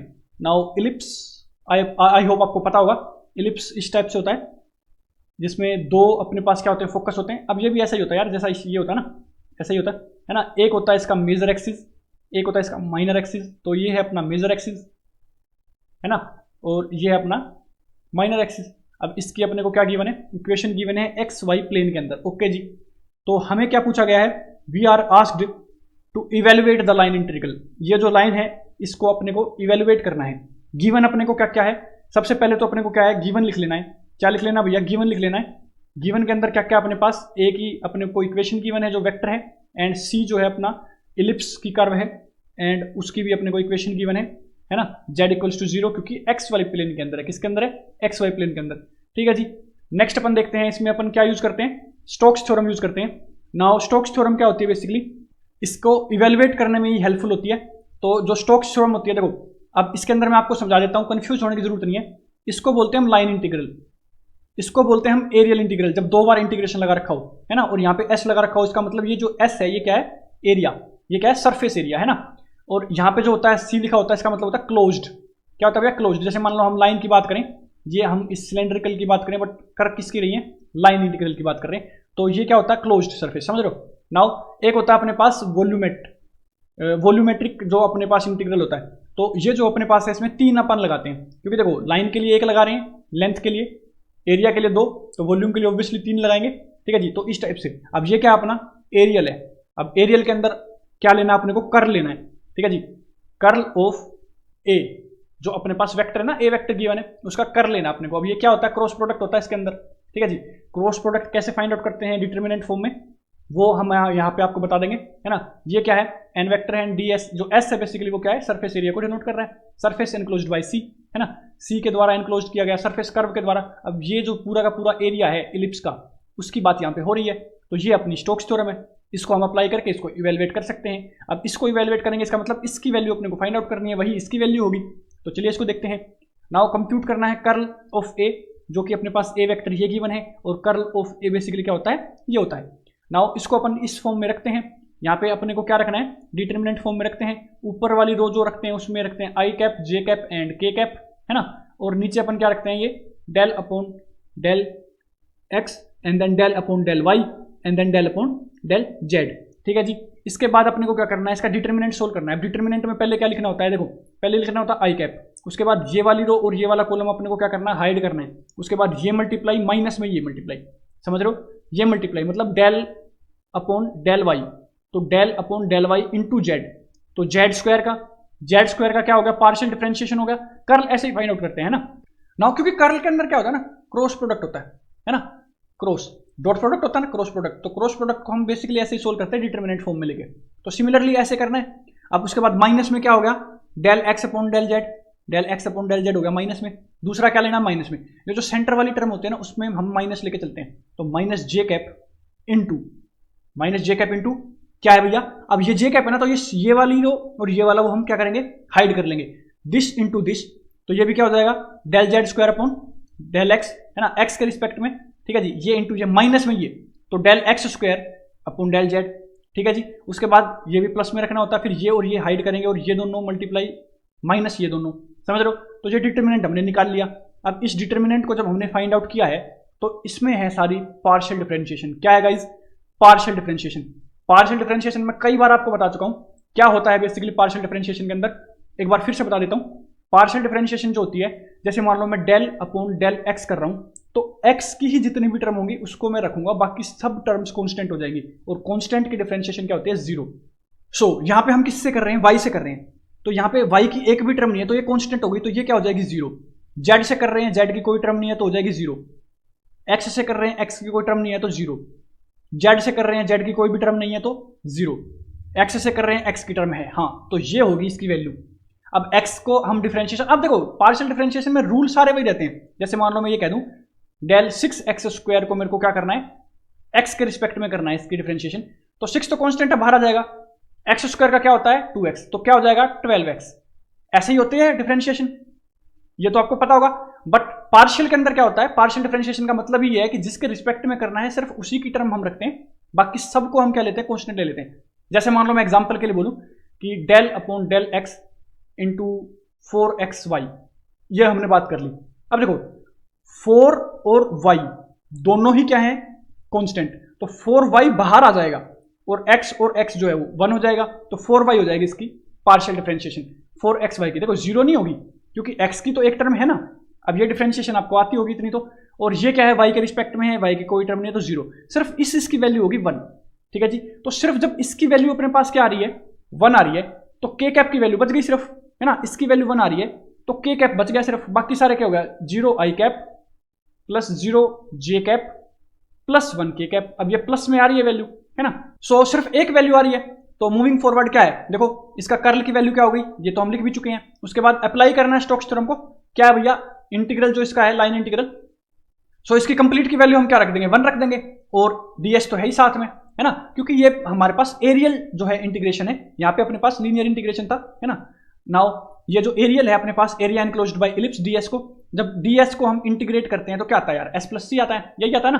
तो ये अपने पास s आ जाएगा, मतलब एरिया आ जाएगा। तो जो ये अपने पास हो रहा है closed line integral of a dot dl, है ना, ये जब हम फाइंड आउट करेंगे तो इसका मतलब क्या हम फाइंड आउट कर रहे हैं, area of ellipse find out कर रहे हैं, क्योंकि हमने स्टोक्स थ्योरम से इसको प्रूफ कर लिया है ना, कर्ल ऑफ कर्ल निकाल के। अब इसका एरिया निकालना भैया, अब एरिया इलिप्स का फाइंड आउट करना, जिसकी इक्वेशन अपने को क्या है, गिवन है, वो आपको आता होगा। ठीक है जी, कैसे आता है मैं बता देता हूं आपको। ये क्या होता है भैया, X square upon A plus Y square upon B equals to 0, A square और बी स्क्वायर इस फॉर्म में होता है भैया। और ए क्या होता है और बी क्या होता है, ठीक है जी। जो छोटी टर्म होती है वो क्या होती है, माइनर एक्सिस होती है, जो बड़ी टर्म होती है वो क्या होती है, मेजर एक्सिस होती है। ठीक है जी, अब देखो अलोंग वाई एक्सिस है, अलोंग एक्स एक्सिस है, तो माइनर एक्सिस और मेजर एक्सिस का आपको पता चल गया होगा, ये ऐसे इस फॉर्म में है ना। तो बड़ी टर्म किस में है, अलोंग वाई, है ना। तो ये इस टाइप की हो जाएगी, वाई में बड़ी है और एक्स में क्या है, छोटी। तो ये क्या हो जाएगा आपके पास 4 और ये क्या हो जाएगा आपके पास 8। अब इन दोनों का अंडर रूट लेना अपने को, ये क्या हो गया 4, ये क्या हो गया 8, है ना। इन दोनों का अब ये आपको पता होगा पाई ए बी होता है इलिप्स का एरिया, एरिया ऑफ इलिप्स क्या होता है, पाई ए बी, ये आपको याद रखना है। तो पाई ए बी इलिप्स का एरिया है, तो पाई इंटू ए क्या है अपने पास 4 इंटू 8, इसको आप सोल्व करोगे तो 3.14 इंटू 4 इंटू 8, कैलकुलेटर की आप हेल्प ले सकते हैं, तो ये आपका आ जाएगा answer. So guys moving forward, next question देखते हैं, इसका बी पार्ट देखते हैं सेकंड का। सेकंड क्वेश्चन का बी पार्ट जो अपने को क्या बोल रहा है, स्टेट डाइवर्जेंस थ्योरम हमें बतानी है, और उसकी हेल्प से अपने को divergence of the vector field, vector field अपने को गिवन है, ठीक है, इसकी डाइवर्जेंस फाइंड आउट करनी है ओवर अ स्फीयर, स्फीयर अपने को गिवन है। तो डाइवर्जेंस थ्योरम अपने को क्या बोलती है, total flux of a vector field, जो वेक्टर फील्ड होती है उसकी टोटल फ्लक्स। अब फ्लक्स क्या होती है, ए डॉट डी एस, है ना, ए डॉट डी एस ये होती है इसकी फ्लक्स। तो total flux of vector field A through a closed surface, closed surface के जैसे मान लो ये क्लोज्ड सरफेस है, इसके अंदर से टोटल जो फ्लक्स जारी होगी वो किसी भी क्लोज्ड सरफेस है ना उससे, तो क्या होती है वो is equal to the volume integral. देखो अब ये 3 है तो इसका मतलब वॉल्यूम इंटीग्रल है, volume integral of the divergence of A, जो वेक्टर फील्ड दे रखी है इसका वॉल्यूम इंटीग्रल लेना है, डाइवर्जेंस ऑफ ए का over the volume we enclosed bye the surface area A. ठीक है जी, तो ये अपने को स्टेट करती है, ये हो गई इसकी इक्वेशन। नाउ ये आप नोट डाउन कर लीजिएगा, स्क्रीनशॉट ले लीजिएगा। नेक्स्ट अपन इसको देखते हैं, तो गिवन अपने पास क्या क्या वेक्टर फील्ड दे रखी है, सरफेस एरिया दे रखा है ना, दोनों दे रखा है। सरफेस एरिया तो किसका है, स्फीयर का है। ठीक है जी, now we will use the divergence theorem to calculate the total flux. ठीक है जी, कर लेते हैं। तो डाइवर्जेंस थ्योरम में अपने को क्या है, टोटल फ्लक्स की वैल्यू आप यहाँ पे खुद चेक कर सकते हो ना, ये रही टोटल फ्लक्स जो ये है, इसकी जो डाइवर्जेंस थ्योरम से हम फाइंड आउट कर लेंगे। नाउ चलते हैं, कंप्यूट डाइवर्जेंस ऑफ ए। अब देखो यार, मैंने आपको ग्रेडियंट भी निकालना बताया फर्स्ट पार्ट में, है ना, और डाइवर्जेंस भी मैंने आपको फर्स्ट पार्ट में ही निकालना बताया। क्या करना होता है, पार्शियल डिफरेंशिएशन यूज होती है दोनों के अंदर ही। तो ये जो अपने पास है इससे अपन डिनोट करते हैं डाइवर्जेंस को, है ना। इसको कैसे फाइंड आउट करेंगे, देखो इसको कर रहे हैं डाइवर्जेंस से, कर्ल को किससे करते थे, ऐसे करते थे, है ना। तो इसको अपन करते हैं, डाइवर्जेंस को सोल्व करते हैं, del upon del X, X के रिस्पेक्ट में 2x। ये मैं लिख ही नहीं रहा, क्यों नहीं लिख रहा, y और z, x की वैल्यू ही नहीं है तो मैं इसलिए मैंने लिखी ही नहीं। ठीक है जी, एक ही स्टेप में सोल्व कर रहे हैं, यहाँ पे होना तो पूरा ही चाहिए, होगा तो ये पूरा ही, देखो होना तो ये चाहिए D L upon D x into में ए वेक्टर, ये होना चाहिए, बट इसमें है ही नहीं तो सिर्फ x का ही ले लेते हैं ना, बाकी दोनों की तो वैसे ही 0 होने वाली है। तो ये क्या हो गया 2, इसका y का है जो क्या हो जाएगा 3, एंड इसका z का है जो क्या हो जाएगा 1, टोटल क्या आ गया 6। तो डाइवर्जेंस क्या आ गया, a का 6 आ गया। नाउ इसको अपन क्या करेंगे, पुट कर देंगे 6 dv, डाइवर्जेंस की जगह अपन क्या पुट करेंगे 6, जो अपने पास आया है dv, है ना। तो क्या था ये, आप यहाँ पे ध्यान से देख सकते हैं, ये वॉल्यूम इंटीग्रल था, तो वॉल्यूम इंटीग्रल अपने को फाइंड आउट करना है, dv के साथ अपने को मल्टीप्लाई करना पड़ेगा। ठीक है जी, अब इसके बाद ये क्या है 6 dv, इसका इंटीग्रल क्या आ जाएगा, 6 कांस्टेंट है बाहर आ जाएगा, dv का आ जाएगा v प्लस सी। अब c कांस्टेंट होता है तो v लिखते हैं सीधा, तो 6 into volume of sphere, volume of sphere into 6। तो वॉल्यूम ऑफ स्फीयर क्या होती है 4/3 पाई ए क्यूब, ए क्या होता है बीच का रेडियस होता है। ठीक है जी, इसको देख लेते हैं। तो ए अब अपने को गिवन नहीं है तो ए की टर्म्स में ही छोड़ देंगे ना इसको, तो क्या हो जाएगा integration of A dot D S, मतलब बेसिकली फ्लक्स जो होगी क्लोज्ड सरफेस के अंदर, है ना। तो क्या हो जाएगी 6 इंटू 4/3 पाई ए क्यूब, 3 2 6, 4 2 8, तो 8 पाई ए क्यूब, ये याद रखा अपने पास, आप चेक कर लो। नाउ नेक्स्ट क्वेश्चन की अगर हम बात करें तो ये अपने पास है सेकंड का सी पार्ट, क्या बोलता है, दो पैरेलल प्लेट्स हैं, ठीक है जी, which have cross sectional area of 90 centimetre square अपने को गिवन है, तो ये दो ऐसे पैरेलल प्लेट्स हैं ना, ऐसे रखी हुई हैं पैरेलल प्लेट्स, तो इनका क्रॉस सेक्शनल एरिया जो ये है दोनों का ही क्या दे रखा है 90 सेंटीमीटर स्क्वायर अपने को गिवन है, ठीक है। Carry equal and opposite charge, दोनों के ऊपर इक्वल और अपोजिट चार्ज है कि अगर मान लो इस पे मैं मान लूँ पॉजिटिव क्यू चार्ज है तो इस पे क्या है नेगेटिव क्यू चार्ज है, और चार्ज की वैल्यू अपने पास दे रखी है 2 × 10⁻⁷ है ना, ये यहाँ पे दे रखी है, ठीक है जी। The space between the plates, दोनों के बीच में जो स्पेस है उसमें क्या भर रखा है, एक डाइलेक्ट्रिक भर रखा है material, and the electric field with in the dielectric, dielectric के अंदर आने वाली जो इलेक्ट्रिक फील्ड है वो अपने को गिवन है 4 × 10⁻, यहाँ पे देख सकते हो आप, है ना।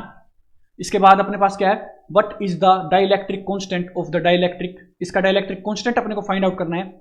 If the electric field across the plates without the dielectric is given bye ये, तो ये ई नोट है तो यहाँ पे भी क्या होगा एप्सिलॉन नोट, तो सिग्मा अपॉन एप्सिलॉन नोट तो गिवन है भैया। अब देखो यार फॉर्मूला तो दे दिया, शुक्र मनाओ फॉर्मूला दे दिया, अगर ये फॉर्मूला नहीं दिया होता तो ये आपको याद होना चाहिए था, अब इसमें तो फॉर्मूला दे दिया है ना। और सिग्मा यहाँ पे क्या दे रखा है सरफेस चार्ज डेंसिटी मतलब Q अपॉन A, है ना, ये दे रखा है अपने को।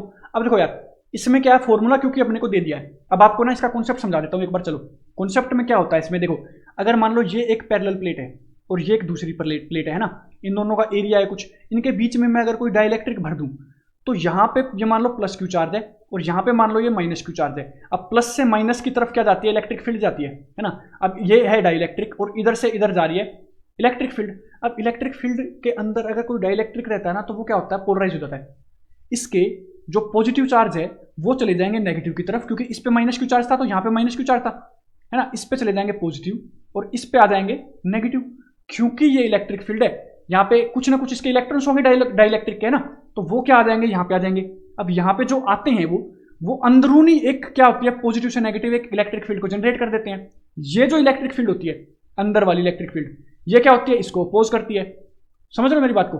नाउ तो अंदर की जो इलेक्ट्रिक फील्ड होती है वो क्या हो जाती है कम हो जाती है, कितने टाइम्स कम होती है k टाइम्स कम हो जाती है, कितने टाइम कम होती है k टाइम्स, तो जो इलेक्ट्रिक फील्ड आएगी बाद में वो क्या हो जाएगी ई नोट जो पहले थी k टाइम्स कम हो जाएगी डाइलेक्ट्रिक टाइम। अब अपने को डाइलेक्ट्रिक कांस्टेंट ही तो निकालना है मेरे भाई, अब डाइलेक्ट्रिक कांस्टेंट अगर अपने को निकालना है तो हम इसी रिलेशन से निकाल लेंगे ना। अब ये तो अपने को गिवन है, ये हम फाइंड आउट कर लेते हैं, है ना, ये अपन फाइंड आउट कर लेते हैं और इसका तो फॉर्मूला भी हमें दे दिया है ना, ये दे दिया अपने को, तो E is equal to sigma upon epsilon naught, है ना, ई नोट। तो इसको चलो देखते हैं अपन, नेक्स्ट अपन इसकी बात करें तो सरफेस चार्ज डेंसिटी अपने को निकालनी है सबसे पहले, तो सिग्मा की जरूरत है ना भैया।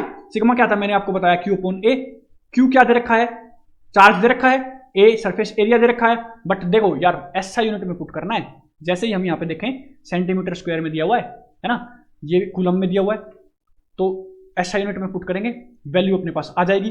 कैलकुलेटर का आप हेल्प ले सकते हैं, ठीक है जी। उसके बाद calculate electric field without dielectric. अब without dielectric electric field calculate अगर हम करें, देखो जो हमको गिवन है ना वो गिवन है डाइलेक्ट्रिक के साथ की इलेक्ट्रिक फील्ड, क्योंकि डाइलेक्ट्रिक को हम वहां पे लगा चुके हैं, समझ रहे हो मेरी बात को, डाइलेक्ट्रिक को उसके अंदर लगाया है तब की इलेक्ट्रिक फील्ड है। विदाउट इलेक्ट्रिक फील्ड क्या होगी E naught equals to sigma upon epsilon naught, epsilon naught रखेंगे, ठीक है जी, रख दो। सिग्मा हम कैलकुलेट कर चुके हैं, एप्सिलॉन नोट की वैल्यू कांस्टेंट होती है गिवन होती है, गिवन अगर नहीं है तो आपको क्या लेनी है 8.85 × 10⁻⁻12। देखो अब तक हमने एप्सिलॉन नोट की वैल्यू कई क्वेश्चंस में यूज कर लिया, तो इसकी वैल्यू तो आप याद ही कर लो, रट्टा मार लो, हाथ पे लिख ले जाना, मोस्ट इंपॉर्टेंट है, तो इसको तो याद कर ही लो। इसको आप सोल्व करोगे तो अप्रोक्सीमेट वैल्यू आपकी ये आ जाएगी, है ना। अब यार कैलकुलेटर का यूज आप कर ही सकते हो, तो इसको हम ज्यादा एक्सप्लेन नहीं करेंगे कैलकुलेशंस को, आप पक्का लेके जाइएगा कैलकुलेटर, ठीक है जी। उसके बाद ये रिलेशन मैंने आपको बताई रखी है, तो हमें डाइलेक्ट्रिक कांस्टेंट K निकालना था, क्या हो जाएगा ई नोट अपॉन ई, ठीक है जी, ई नोट अपॉन ई करेंगे, देखो वैल्यू किस में आ रही है पॉजिटिव में, ऑब्वियसली पॉजिटिव में ही आती है यार डाइलेक्ट्रिक कांस्टेंट की value.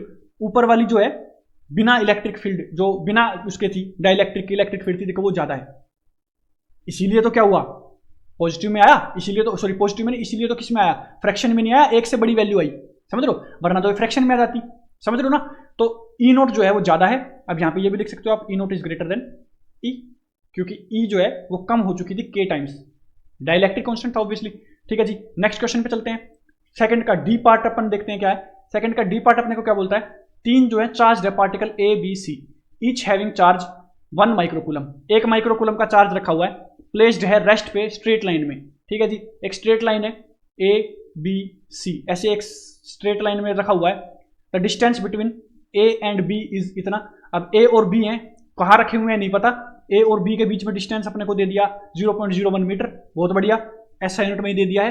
What is the next electrostatic force, sorry next नहीं है, net electrostatic force exerted on the particle C के ऊपर पार्टिकल का फोर्स बताना है if it is placed to the left of the particle B. ठीक है जी, पार्टिकल बी के लेफ्ट में रखा हुआ है और मिड पॉइंट पे रखा हुआ है, तो ये तो होगा मिड पॉइंट पे सी। अब इसके लेफ्ट में रखा हुआ था, मतलब इसके राइट में क्या हो जाएगा, बी के लेफ्ट में सी है तो इसके राइट में हो जाएगा ना, तो ये हो गया ए बी सी। अब ये मिड पॉइंट पे रखा हुआ है, तो इसका और इसका बीच का डिस्टेंस ए का और बी का कितना दे रखा है, 0.01 मीटर। ठीक है जी, तो ये क्या हो जाएगा, ये डिस्टेंस और ये डिस्टेंस क्या हो जाएगा भैया, इसका हाथ हो जाएगा, तो 0.01/2।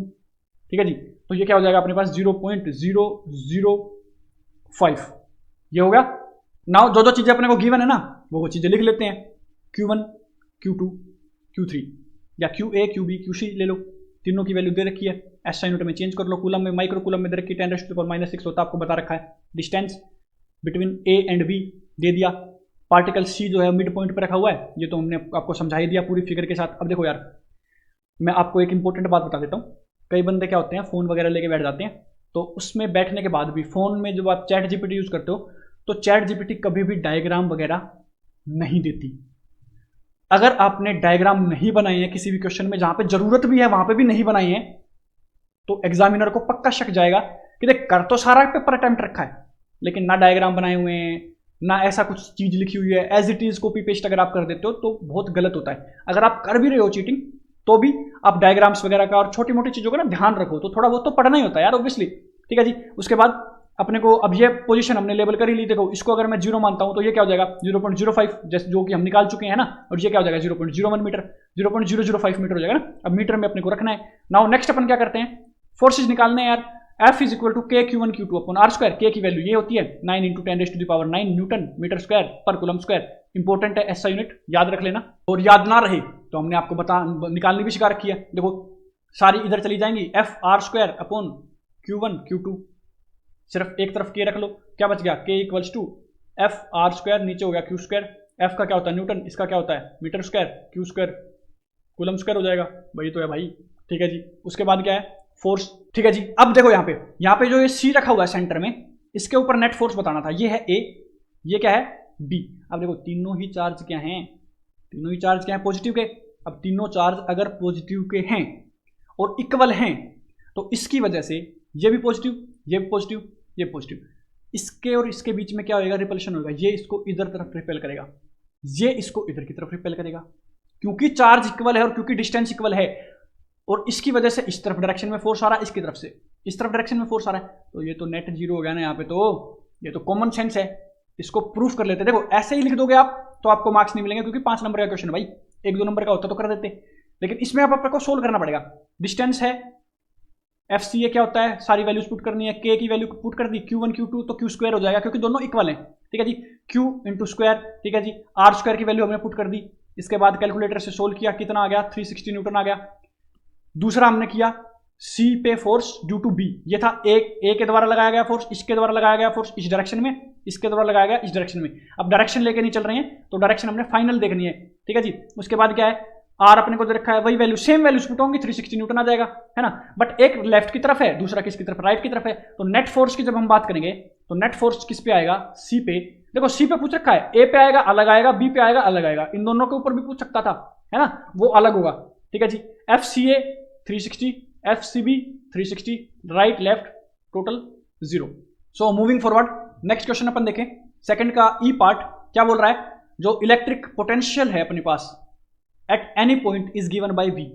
ठीक है जी, V है, पोटेंशियल से डिनोट करते हैं पोटेंशियल को V से, इक्वेशन दे दी। ठीक है जी, डिटरमाइन द इलेक्ट्रिक फील्ड, अरे यार बहुत आसान दे दिया क्वेश्चन 1.1, कुछ नहीं करना, सिर्फ एक चीज पता होनी चाहिए आपको कि नेगेटिव ऑफ जो ग्रेडियंट होता है, ये देखो नेगेटिव ग्रेडियंट ऑफ पोटेंशियल क्या होता है, इलेक्ट्रिक फील्ड होती है। Negative gradient of potential is electric field, ये बात आपको याद रखनी है। तो इलेक्ट्रिक फील्ड फाइंड आउट करने के लिए पहले तो ग्रेडियंट फाइंड आउट कर लो, उसके बाद इलेक्ट्रिक फील्ड निकाल देना। अब ग्रेडियंट फाइंड आउट करने के लिए इसको अंदर मल्टीप्लाई करना पड़ेगा, चलो कर लेते हैं। तो ये क्या है x इंटू 2y स्क्वायर, तो क्या हो जाएगा 2xy square minus 2x cube. ठीक है जी, अब ये हो गया। अब इसके बाद ग्रेडियंट आपको पता है निकालना, ग्रेडियंट तो आता है, डिफरेंशिएशन होती है पार्शियल, तो del v upon del x, x के रिस्पेक्ट में एक बार कर दो, एक बार y के रिस्पेक्ट में, ये i कैप हो जाएगा, ये j कैप हो जाएगा, है ना। और नेगेटिव में रखना है, ये बात आपको ध्यान रखनी है, तो नेगेटिव में रखना है। चलो गाइस इसको सोल्व करते हैं। तो क्या करना है, पार्शियल डेरिवेटिव सोल्व करना है। तो डीवी ये करना है एक बार एक्स के रिस्पेक्ट में, तो एक्स के रिस्पेक्ट में करेंगे तो क्या हो जाएगा, ये तो देखो एक्स है तो कितना हो जाएगा 6x² हो जाएगा, ये यहाँ पे मल्टीप्लाई हो जाएगा 6x², ठीक है जी। यहाँ पे क्या हो जाएगा, एक्स है तो 2x है ना, तो एक्स के उसमें तो 2y² ही हो जाएगा सीधा, ठीक है जी, ये हो गया डन। उसके बाद अपने को y के रिस्पेक्ट में करना है। अब ये तो हो जाएगा जीरो पोर्शन, क्योंकि यहाँ पे तो y का कोई टर्म ही नहीं है, y की टर्म नहीं है, पार्शियल डिफरेंशिएशन में ये कांस्टेंट हो गई 2xy², तो 2x हो गया कांस्टेंट, 2xy² क्या हो गया 2y, तो ये क्या हो जाएगा 4xy, है ना, तो 4xy हो गया। तो इन दोनों की डिफरेंशिएशन आई होप आपको समझ में आई होगी। अब ज्यादा डीप में नहीं करेंगे यार बात, क्योंकि हम बहुत बार कर चुके हैं पार्शियल डिफरेंशिएशन, ठीक है जी। अब देखो इक्वेशन आ गई है, दोनों को क्या करना है, ऐड करना था, है ना, ऐड करना था। तो चलो इसको पहले कर लेते हैं, 1 1 पे करना है, तो x पे 1 y पे 1, तो x के रिस्पेक्ट में किया तो यहाँ पे 1 1 पुट कर दो, यहाँ पे 1 पुट कर दो, हर जगह 1 1 पुट करना है। उसके बाद क्या है, सिर्फ इक्वेशन में पुट करना है। तो इसके अंदर क्या आ गया, 4i था minus 4i plus 4j, change करेंगे जब साइन, क्योंकि माइनस में था, ये बात याद रखनी है, माइनस में था तो आंसर आ गया अपने पास। नाउ नेक्स्ट क्वेश्चन अपन देखते हैं, 2 का f पार्ट, जो सेकंड क्वेश्चन है उसका f पार्ट अपने को क्या बोलता है, एक एयर कोर सोलेनोइड है जिसके अंदर से एयर जा सकते हैं ऑब्वियसली, तो वाउंड विद 30 टर्न्स, मतलब 30 टर्न्स पर सेंटीमीटर है, तो पर मीटर में कितनी होंगी 3000, ऑब्वियस है यार, 30 टर्न्स 1 सेंटीमीटर में है, तो 1 मीटर में कितनी होंगी 3000, ठीक है जी। SI यूनिट में रखना है। करंट दे रखा है अपने को, करंट दे रखा है अपने को 0.27 एम्पियर का, अब ये भी SI यूनिट में दे रखा है। Calculate the value of magnetic field B and magnetic intensity H, H की और मैग्नेटिक फील्ड B का अपने को क्या करना है, फाइंड आउट करना है। अब देखो सोलेनोइड के अंदर क्या होता है, म्यू नोट NI, किसकी, B की, B की वैल्यू होती है अपने पास म्यू नोट NI, और H क्या होता है NI। अब ये जो है ना, अगर फॉर्मूला आपको याद है, ये फॉर्मूले आपको याद करने ही हैं, अगर याद है तो आपका क्वेश्चन कुछ नहीं है, हलवा है। तो चलिए फिर से पूरा क्वेश्चन देखते हैं अपन इसमें, है ना। तो इंटेंसिटी दे रखी है, फाइंड आउट करनी है। If the iron core of permeability, permeability भी दे दी आयरन कोर की, तो म्यू नोट की वैल्यू तो दे ही दी, है ना, is inserted in the solenoid, what will be the value of H and B, वही है।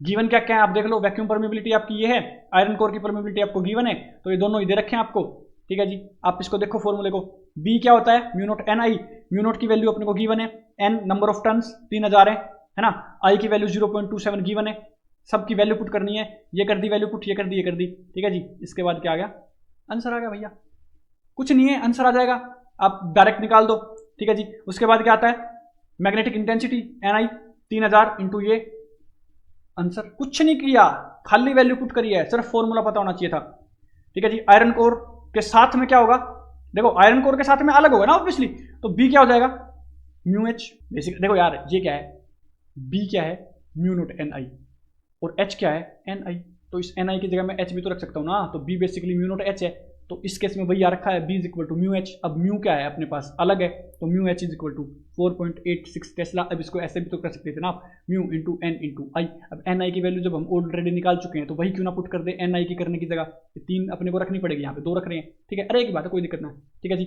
सो नेक्स्ट क्वेश्चन अपने पास है सेकंड का, जो G पार्ट अपने पास वो क्या बोलता है, एक सोलेनोइड है जिसकी लेंथ अपने को गिवन है, डायमीटर अपने को गिवन है, और नंबर ऑफ टर्न्स भी अपने को गिवन है। तो सोलेनोइड का एक और क्वेश्चन आ गया, बट इसमें कुछ और पूछा होगा ऑब्वियसली। तो करंट अपने को दे दिया 3 एम्पियर का, following in it is reduced to steadily to 0 in 1 millisecond. अब 1 मिली सेकेंड दे रखा है, ठीक है जी। अब यहाँ पे m जो है वो स्मॉल लिखना चाहिए, मिली सेकेंड दे रखा है, मतलब 10⁻³ सेकेंड। तो यहाँ पे आप देख भी सकते हो कन्वर्जन, SI यूनिट में अपने को रखनी होती है चीजें, ठीक है जी। What is the magnitude of the back EMF of the solenoid while the current is being switched off. Current जब स्विच्ड ऑफ होगा तो बैक EMF कितना जनरेट होगा, इसका भी फॉर्मूला होता है। पहले तो गिवन लिख लो, लेंथ सोलेनोइड की दे दी, डायमीटर दे दिया सोलेनोइड का, नंबर ऑफ टर्न्स दे दी हैं, इनिशियल करंट कितना था, टाइम इंटरवल कितना है, ठीक है जी। उसके बाद वैक्यूम परमेबिलिटी, ये आपको पता होनी चाहिए, ये क्या होती है फिक्स होती है, ये आपको पता होनी चाहिए, ठीक है जी। उसके बाद सेल्फ इंडक्टेंस का फॉर्मूला होता है ये L equals to mu naught, ये होता है सेल्फ इंडक्टेंस का coefficient, mu naught into N² A/L, ठीक है जी। अब ये सारी चीजें आपको पता ही है, N क्या होगा, नंबर ऑफ टर्न्स होंगी, A क्या होगा एरिया होगा, L क्या होगा लेंथ ऑफ सोलेनोइड होगी, ठीक है। तो अब इसके अंदर ये अपने को दे दिया, क्रॉस सेक्शन एरिया है, अपन फाइंड आउट कर लेंगे क्रॉस सेक्शन एरिया, रेडियस दे रखा है, cross section area find out करेंगे। तो क्या होता है πr², R जो अपने को दे रखा है, डायमीटर दे रखा था तो उसका रेडियस निकाल लेंगे पहले d/2 करके, उसके बाद उसकी वैल्यू पुट करके। अब आपके पास कैलकुलेटर होगा तो इजीली आप सोल्व कर लोगे। L क्या होगा सेल्फ इंडक्टेंस का कोफिशिएंट क्या होगा, डायरेक्ट वैल्यू पुट करो, आंसर पाओ। ठीक है जी। अब ये एच के अंदर निकाला जाता है, तो एच क्या होता है, वैसे हेनरी होता है, तो हेनरी के अंदर इसको मेजर किया जाता है। ठीक है जी। नाउ बैक ईएमएफ क्या होता है, फैराडेज लॉ से निकालेंगे हम, E is equal to minus L D I upon D T. ठीक है जी। चेंज कितना होता है, तो मैग्नीट्यूड क्या होगा, ई एल डेल्टा आई अपॉन डेल्टा टी। डेल्टा आई क्या है, 3। ठीक है जी। अब ऑब्वियसली 3 का ही चेंज आया, अपने को पहले ही गिवन है, इनिशियल से 0 गया तो 3 का ही चेंज आया। उसके बाद क्या है, टाइम दे रखा है भैया, चेंज का टाइम दे रखा है 1 × 10⁻³ मतलब 1 मिली सेकंड दिया हुआ था ना, जस्ट पुट किया है वैल्यू, आंसर मिल गया अपने को। नेक्स्ट क्वेश्चन देखते हैं अपन। 2 का जो एच पार्ट है अपने पास वो देख लेते हैं एक बार। 2 का जो एच पार्ट है यार, उसमें क्या दे रखा है, कंसीडर एन इलेक्ट्रोमैग्नेटिक वेव दे रखी है वैक्यूम की, electric field is given bye. अब इलेक्ट्रिक फील्ड की जो है इक्वेशन दे रखी है ये है। अब देखो यार ध्यान से, इलेक्ट्रिक फील्ड की इक्वेशन दे रखी है। ठीक है जी। ये दे दिया, ये बेसिकली क्या होता है, एम्पलीट्यूड का वो होता है, ये क्या होता है, ओमेगा होती है, ये के क्या होता है, वेव नंबर होता है, और जेड की उसमें दे रखी है डायरेक्शन में। अब देखो वेव ऑफ प्रोपगेशन क्या है, मैंने आपको पहले ही बताया, और बहुत आसान चीज है। देखो प्लस माइनस के जेड, जो यहाँ पे ये जो के साथ मल्टीप्लाई होता है ना, इसके आगे का अपने को ये देखना है। अगर ये प्लस में है ना, तो यहाँ पे जो है उसकी नेगेटिव डायरेक्शन में क्या होती है, वेव की प्रोपगेशन होती है। ठीक है जी। अब यहाँ पे obviously determine the direction of propagation, पता करनी है डायरेक्शन ऑफ प्रोपगेशन, तो क्या हो जाएगी, माइनस जेड डायरेक्शन में हो जाएगी। अब जेड एक्सिस तो आपको पता होगा ना, ये मान लो एक्स है, ये वाई है, ये जेड है, तो जेड एक्सिस के माइनस में हो जाएगी, इस तरफ हो जाएगी। ठीक है जी। तो ये है अपने पास। उसके बाद क्या फाइंड आउट करना है, वेव नंबर फाइंड आउट करना है, फ्रीक्वेंसी करनी है, मैग्नेटिक फील्ड फाइंड आउट करनी है। तो ये क्या है आपके पास, इक्वेशन जनरल ये होती है, इससे कंपेयर करो, जनरल इक्वेशन ये है, तो ई नोट ये हो जाएगा अपने पास। बेसिकली तो एम्पलीट्यूड होता है, बट यहाँ पे इलेक्ट्रिक फील्ड की दे रखी है, तो इलेक्ट्रिक फील्ड का मैक्सिमम पॉइंट होगा ना ये। ठीक है जी। तो ई नोट क्या हो जाएगा अपने पास, 30 वोल्ट पर मीटर। तो ये आप देख सकते हो, ये डायरेक्शन ऑफ इसके लिए होता है ना, ये जो चीज़ है ये डायरेक्शन के लिए होता है। ठीक है जी। उसके बाद एंगुलर मोमेंट, एंगुलर फ्रीक्वेंसी हो गई ओमेगा, के हो गया वेव नंबर, और ओमेगा टी प्लस के एक्स क्या होता है, determines the direction of propagation. ये मैंने आपको बता दिया। ये वाला जो बीच का साइन है ना, ये होता है, प्लस होगा तो नेगेटिव डायरेक्शन में होगी, नेगेटिव होगा तो पॉजिटिव डायरेक्शन में होगी। ऑब्वियसली इसके, अब यहाँ पे अगर मान लो मैं कह देता कि माइनस के एक्स हो जाता, तो पॉजिटिव एक्स डायरेक्शन में हो जाती है ना। अगर यहाँ पे मान लो मैं कह दूँ प्लस के वाई हो जाता, तो नेगेटिव वाई डायरेक्शन में हो जाती। ये बात आप समझ रहे होगे।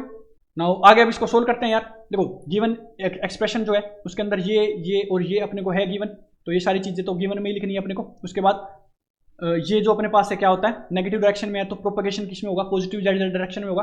अगर यहाँ पे पॉजिटिव है तो नेगेटिव जेड डायरेक्शन में होगा, है ना। तो वो आप उसमें देख लीजिएगा इक्वेशन में। नाउ डिटरमाइन वेव नंबर, देख क्या लीजिएगा, मैं आपको दिखाई देता हूँ ना, पॉजिटिव में है तो नेगेटिव जेड डायरेक्शन में होगा, है ना। उसके बाद डिटरमाइन वेव के क्या होता है, बेसिकली वेव नंबर। क्या होता है भैया, वेव नंबर। जनरली तो इसकी वैल्यू गिवन होती है, बट यहाँ पे गिवन नहीं है, हमें फाइंड आउट करनी है, तो वेव नंबर है अपना। अब जो वेव नंबर होता है ना मेरे भाई, वेव नंबर क्या होता है, 1 अपॉन वेव लेंथ होता है ना। तो basically 2 pi upon wavelength होता है ना, 2 pi upon wavelength is equal to K. अब वेव लेंथ अपने पास है, वेव लेंथ अपने पास है ना, तो वेव लेंथ और फ्रीक्वेंसी अपने पास है, तो बेसिकली इनके बीच क्या अगर रिलेशन देखें तो ये क्या हो जाएगा अपने पास, ये v क्या है, वेलोसिटी है, v क्या है, वेलोसिटी। तो यार देखो यार, आप इसको ना ऐसे लिख सकते हो, ओमेगा अपॉन जो ओमेगा है एंगुलर फ्रीक्वेंसी है, ओमेगा इज इक्वल टू क्या होती है, 2 पाई इंटू फ्रीक्वेंसी। ठीक है जी। उसके बाद आता है अपना के क्या होता है, 2 पाई अपॉन वेवलेंथ, है ना। अगर मैं इन दोनों को क्या कर दूं आपस में, ओमेगा अपॉन के कर दूं, ओमेगा अपॉन के कर दूं, तो ये क्या हो जाएगा, 2 पाई एफ अपॉन में 2 पाई अपॉन में लैम्डा। ये दोनों आपस में कट गए, ये ऊपर जाके फ्रीक्वेंसी इंटू लैम्डा। अब फ्रीक्वेंसी इंटू लैम्डा तो क्या होती है, स्पीड ही तो होती है, ये बात आपको पता होगी, ये फॉर्मूला आपको पता होता है। अब ये तो 11th-12th क्लास की चीज़ है, आई होप आपको पता होगा। तो ये बेसिकली क्या होता है, C is equal to frequency into lambda, है ना, वेवलेंथ इंटू फ्रीक्वेंसी, ये होता है स्पीड का। तो वही फॉर्मूला हमने यहाँ पे लगाया हुआ है। तो ओमेगा यहाँ पे अपने को गिवन है, डिवाइड बाय सी क्या होता है, लाइट की स्पीड। अब ये वेव है, तो वेव तो लाइट की स्पीड से ही चलेगी ना यार, तो लाइट की स्पीड से चलेगी, तो ये हम पुट कर देंगे, तो यहाँ पे के की वैल्यू अपने को मिल जाएगी, है, के की वैल्यू मिल गई। सो के की वैल्यू मिल चुकी है अपने पास। फ्रीक्वेंसी क्या होती है, मैंने आपको जैसे ही बताया, ओमेगा क्या होती है, 2 पाई फ्रीक्वेंसी होती है। फ्रीक्वेंसी को आप एफ से डिनोट कर दो, न्यू से डिनोट कर दो, किसी से भी कर लो यार, एफ से कर लो, चलो ठीक है। तो फ्रीक्वेंसी क्या हो जाएगी, ओमेगा अपॉन 2 पाई। ओमेगा की वैल्यू अपने पास गिवन है 2 पाई, 3 इंटू 1.2 इंटू 3.14, है ना। ये पुट कर देंगे, कैलकुलेटर की हेल्प से आप इसको फाइंड आउट कर सकते हो। ओमेगा कहाँ से मिला अपने को, ओमेगा कहाँ से मिला, अब ओमेगा कहाँ से पता चला अपने को, देखो ना यार, यहाँ पे इक्वेशन के अंदर जब अपने को इसको कंपेयर करेंगे, देखो इसको और इसको कंपेयर करेंगे, इसको और इसको जब हम कंपेयर करेंगे, तो ओमेगा की जगह पे क्या है, 10⁸ है ना, तो ये हो गया अपने पास क्या, ओमेगा। ठीक है जी। इसके बाद अपन क्या करेंगे, वैल्यूज पुट करनी है अब तो, है ना। मैग्नेटिक फील्ड का फॉर्मूला क्या होता है, B naught equals to electric field का जो मैक्सिमम होता है ना डिवाइड बाई सी। सी क्या होती है, सी यहाँ पे ये सी नहीं है, सी यहाँ पे है स्पीड ऑफ लाइट है ना, स्पीड ऑफ लाइट 3 × 10⁸ मीटर पर सेकंड होती है। देखो ऐसा यूनिट में रखना है ना। ई नोट अपने को 30 गिवन है, तो इसकी अपने को वैल्यू पुट करनी है, तो अपने के पास क्या आ जाएगी, बी नोट आ जाएगी। ठीक है जी। अब देखो फाइनल अपन देख लेते हैं। फाइनल जो अपन देखेंगे, direction of propagation minus Z direction में, वेव नंबर हमने फाइंड आउट कर लिया है, फ्रीक्वेंसी हमने फाइंड आउट कर लिया है। वेव नंबर में क्या फॉर्मूला लगा है, फॉर्मूले अपन यहाँ पे लिख लेते हैं। वेव नंबर में के में लगा है ओमेगा अपॉन सी, इसके अंदर क्या लगा है ओमेगा अपॉन 2 पाई फ्रीक्वेंसी निकालते हुए, है ना। उसके बाद मैग्नेटिक फील्ड निकालते हुए क्या फॉर्मूला लगा है, B naught equals to E naught upon C. ठीक है जी। ये तो प्लस माइनस के जेड से था ना, जो इसकी भी डायरेक्शन होगी। ठीक है जी, यही सब चीजें हैं। अब अगर इसको आप एक और चीज देखोगे तो इलेक्ट्रिक फील्ड एक्स डायरेक्शन में थी, wave of propagation minus Z direction में था, तो जो मैग्नेटिक फील्ड होगी वो दोनों के परपेंडिकुलर होती है। तो अगर एक्स एक्सिस में प्रोपेगेशन होता है और वाई एक्सिस में क्या होता है, वाई एक्सिस में क्या होता है इलेक्ट्रिक फील्ड होती है, तो जेड एक्सिस में होगी क्या, मैग्नेटिक फील्ड। तीनों आपस में एक दूसरे के परपेंडिकुलर होती है। तो वही चीज यहाँ पे लिखी हुई है, आप इनका स्क्रीनशॉट ले सकते हैं। तो आई होप आपको टॉपिक समझ में आया होगा, कॉन्सेप्ट समझ में आया होगा। स्क्रीनशॉट ले लीजिए, एक दो बार रिवाइज कर लीजिए, ज्यादा कुछ नहीं है। 11th-12th क्लास के टॉपिक्स मोस्टली रिपीट होते हैं। तो क्वेश्चन नंबर 3 का जो ए पार्ट है, जो कि 10 मार्क्स का है, क्या बोल रहा है, state Gauss law electric field के लिए associated with symmetric charge distribution, spherical charge distribution, है ना। स्फेयर है, रेडियस क्या है आर, कैपिटल आर है, ये चेक करना आपको ध्यान से। यूनिफॉर्म वॉल्यूम चार्ज डेंसिटी दे रखी है, और इसी गोस लॉ से अपने को फाइंड आउट करना है दो जगह पे, आर ग्रेटर देन आर और आर स्मॉलर देन आर। ठीक है जी। यहाँ पे सेम मत रखिए, आप डिफरेंट रख लीजिए, स्मॉल आर रख लीजिए एक जगह, ठीक है ना। तो इसमें बेसिकली क्या बोल रखा है, देखो पहले तो अपने को गोस लॉ को एक्सप्लेन करना क्या होता है इलेक्ट्रिक फील्ड के लिए, है ना। उसके बाद अपने को एक स्फेरिकल चार्ज डिस्ट्रीब्यूशन में, जैसे मान लो अपने को एक रो दे रखी है, रो क्या होती है, वॉल्यूम चार्ज डेंसिटी। क्या होती है, वॉल्यूम चार्ज डेंसिटी, जो कि होती क्या है, charge per unit volume.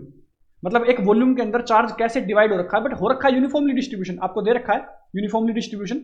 Now अपने को सबसे पहले गोस लॉ एक्सप्लेन कर लेते हैं ना, स्टेट कर लेते हैं। तो क्या करता है Gauss law state, Gauss law states that total electric flux, अब इलेक्ट्रिक फ्लक्स क्या होती है, ई डॉट ए, समझ रहे हो, ई डॉट ए होती है, ई डॉट डॉट प्रोडक्ट है तो ई ए कोस थीटा हो जाता है ना। डॉट प्रोडक्ट को सोल्व करते हैं। तो अभी देखो यार, आप कहोगे कि इससे पहले के कुछ क्वेश्चंस में तो आपने फ्लक्स अलग बताई थी। अब देखो यार, फ्लक्स एक टाइप की नहीं होती, फ्लक्स होती है इलेक्ट्रिक फ्लक्स अलग होती है, मैग्नेटिक फ्लक्स अलग होती है ना।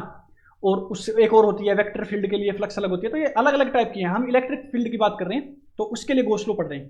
तो total electric flux through a closed surface is equal to 1/ε0 times charged and by the surface. ठीक है जी। कोई सरफेस है, उसके अंदर जितना चार्ज होगा, उस पूरे चार्ज को अगर मैं ε0 से डिवाइड कर दूं, तो वो क्या हो जाएगा, उसके टोटल इलेक्ट्रिक फ्लक्स के इक्वल हो जाएगा।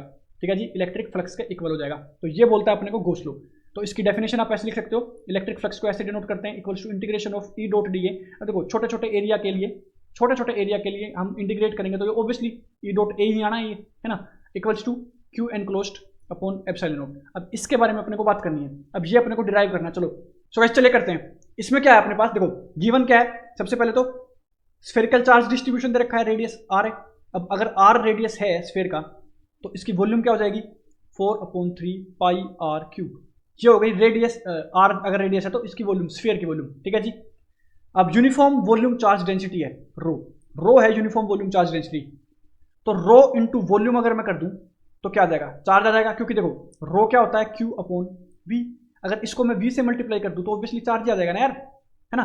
अब देखो, लेकिन इसकी अगर मैं वॉल्यूम से मल्टीप्लाई करूंगा, इसके उसकी वॉल्यूम से, तभी आएगा वो अपने पास। ठीक है जी।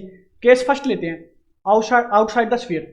आउटसाइड द स्फीयर के अंदर अपने को क्या रखना है, देखो एक स्फीयर लिया है, इस स्फीयर के अंदर अब चार्ज भरा हुआ है ना। इसका रेडियस है कैपिटल आर। क्या है कैपिटल आर, तो हमने एक आउटसाइड द स्फीयर एक क्या लिया, आउटसाइड द स्फीयर हमने एक पॉइंट ले लिया जहां पे हमें इलेक्ट्रिक फील्ड फाइंड आउट करनी है। तो इसका रेडियस क्या हो गया, डिस्टेंस क्या हो गया सेंटर से, स्मॉल आर। अब देखो small R is capital than big R, जो ये हमने कैपिटल आर लिया है, स्मॉल आर इससे बड़ा है। सो गाइस हम क्या करेंगे, जिस पॉइंट पे हमने लिया ना, उस पॉइंट पे हम बनाते हैं गॉसियन सरफेस। गॉसियन सरफेस इसको बोलते हैं। वो भी क्या होता है, स्फीयर के लिए स्फीयर होता है। इस गॉसियन सरफेस पे हम एक लेते हैं छोटा सा एरिया। अब इस छोटे से एरिया के लिए देखो, इस छोटा सा जो एरिया होता है ना, इस एरिया का जो एरिया वेक्टर होगा इस डायरेक्शन में। अब देखो यार, ये अगर कोई हमारी रिंग है जो कि टेढ़ी रखी हुई है, तो इसके लिए इसका एरिया वेक्टर होता है इस डायरेक्शन में, समझ रहे हो। अगर ये सर्कल है कंप्लीट, अब ये सीधा ऐसे ही रखा हुआ है, तो इसका क्या हो जाएगा, आपकी तरफ बाहर की तरफ निकल के आएगा एरिया वेक्टर, समझ रहे हो। तो इसका एरिया वेक्टर इधर, इसकी वजह से यहाँ पे इलेक्ट्रिक फ्लक्स जो फील्ड होगी वो भी इसी डायरेक्शन में, तो दोनों का एंगल क्या होगा 0 डिग्री। तो जो हम integration of E dot D A करते हैं तो E D A cos theta हो जाता है वो, तो ये तो हो गया कोस थीटा 1। क्यों? क्योंकि कोस 0 डिग्री क्या होता है 1। ठीक है जी, तो बचा क्या, सिर्फ ई डॉट डी ए बच गया। तो इसको अपन पूरा अच्छे से सोल्व करें अगर, तो integration of E dot D A equals to Q enclosed upon epsilon naught, यही था। अब क्यू एनक्लोज्ड तो अपने पास वैल्यू आ चुकी है, क्यू एनक्लोज्ड की वैल्यू क्या आ चुकी है, देखो रो था इंटू 4/3 पाई आर क्यूब, तो इसकी जगह तो हम ये रख देंगे। ठीक है जी, रख दिया। ये हमने देख लिया कि अब ये डॉट प्रोडक्ट हट चुका है क्योंकि कोस 0 क्या हो गया 1, तो ये क्या हो गया integration of E D A equals to Q enclosed की जगह क्या, rho into 4/3 pi R cube. ठीक है जी, अब देखो ई जो इलेक्ट्रिक फील्ड है, आप यहां पे चेक करो, इस सेंटर से हर एक डायरेक्शन में या कहीं पे भी ले लो आप, इस पूरे के पूरे जो गॉसियन सरफेस की हम बात कर रहे हैं, इस पूरे गॉसियन सरफेस पे सेंटर से डिस्टेंस तो सेम है ना यार, कैपिटल आर का सेम है, सॉरी कैपिटल आर नहीं स्मॉल आर, क्योंकि कैपिटल आर तो इसका छोटे का रेडियस है ना, तो ये स्मॉल आर रेडियस तो सेम है ना यार। अब सेम आर रेडियस होने की वजह से, सेम डिस्टेंस होने की वजह से, तो इलेक्ट्रिक फील्ड तो क्या होगी कांस्टेंट। अब इंटीग्रेशन में कांस्टेंट टर्म तो बाहर आ जाती है, डी ए का इंटीग्रेशन हो जाएगा ए, तो ये हो गया अपने पास रो 4 pi R cube upon 3। Area लेना है अब अपने को। अब एरिया हम लेते हैं किसका, गॉसियन सरफेस का। किसका लेते हैं भैया, गॉसियन सरफेस का, क्योंकि यार स्मॉल आर हमने जो स्मॉल वो लिया था, देखो यहाँ पे ध्यान से, स्मॉल जो एरिया हमने लिया था ये किसका लिया था, गॉसियन सरफेस का ही तो लिया था ना। तो गॉसियन सरफेस का अपन को एरिया लेना है, तो गॉसियन सरफेस के लिए एरिया के लिए अपन को क्या करना है, E into 4 pi R square. देखो 4 पाई आर स्क्वायर होता है, ये तो अपने को पता है, 4 पाई आर स्क्वायर होता है किसका, एरिया ऑफ द स्फीयर। ठीक है जी, अब 4 पाई आर, अब आर कौन सा लेना है, देखो छोटा लेना है। क्यों लेना छोटा, क्योंकि छोटा जो है वो गॉसियन सरफेस के लिए है, ये है छोटा बट ये ग्रेटर देन है कैपिटल आर, समझ रहे हो। तो ये हो गया equals to rho 4 pi R cube upon में 3। नाउ अपने को तो देखो यार इलेक्ट्रिक फील्ड निकालनी थी ना, अब इलेक्ट्रिक फील्ड को एक तरफ रख के बाकी दूसरी तरफ ले जाओ सारी चीजों को, है ना। क्या आ जाएगा अपने पास, electric field E equals to rho 4 pi R cube upon 3 4 pi R square. R से आर कट गया, अब नहीं कटेगा मेरे भाई, ये आर अलग है, ये आर अलग है, दोनों डिस्टेंस अलग अलग है। हाँ 4 पाई से 4 पाई आप काट सकते हो, तो E is equal to rho 4 pi R cube upon 3 R square.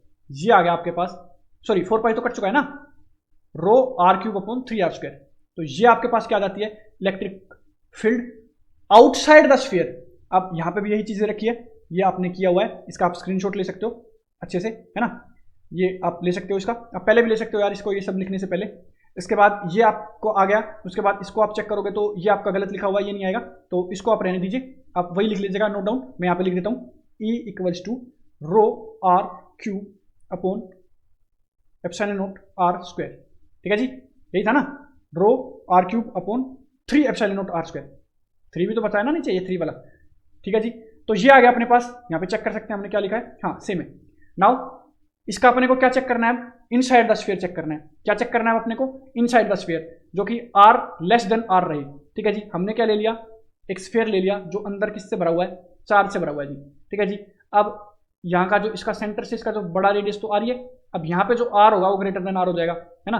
अब इसके अंदर कोई पॉइंट लेना, मान लो मैंने इस पॉइंट पे ले लिया बात, इस पॉइंट की बात करूँ, यहाँ पे हम क्या करेंगे, गॉसियन सरफेस बना लेंगे, इसका जो वही एरिया वाली बात, एरिया लेंगे छोटा सा एरिया, डायरेक्शन इसी तरफ तो कोस 0 डिग्री 1, तो उसकी तो कोई टेंशन लेने की जरूरत ना है। अब अपने को क्या करना है, देखो ध्यान से, अब गॉसियन सरफेस ये है जिसका रेडियस क्या है, स्मॉल आर है। Now Q enclosed upon epsilon not अपने को लिखना है, चलो जी करते हैं जी सोल्व। इसको कैसे होगा भैया, integration of E dot D A, अब डॉट रहने दो, E D A equals to Q enclosed upon epsilon naught. Q enclosed निकालते हैं, क्यू एनक्लोज्ड क्या हो जाएगा, रो इंटू वॉल्यूम।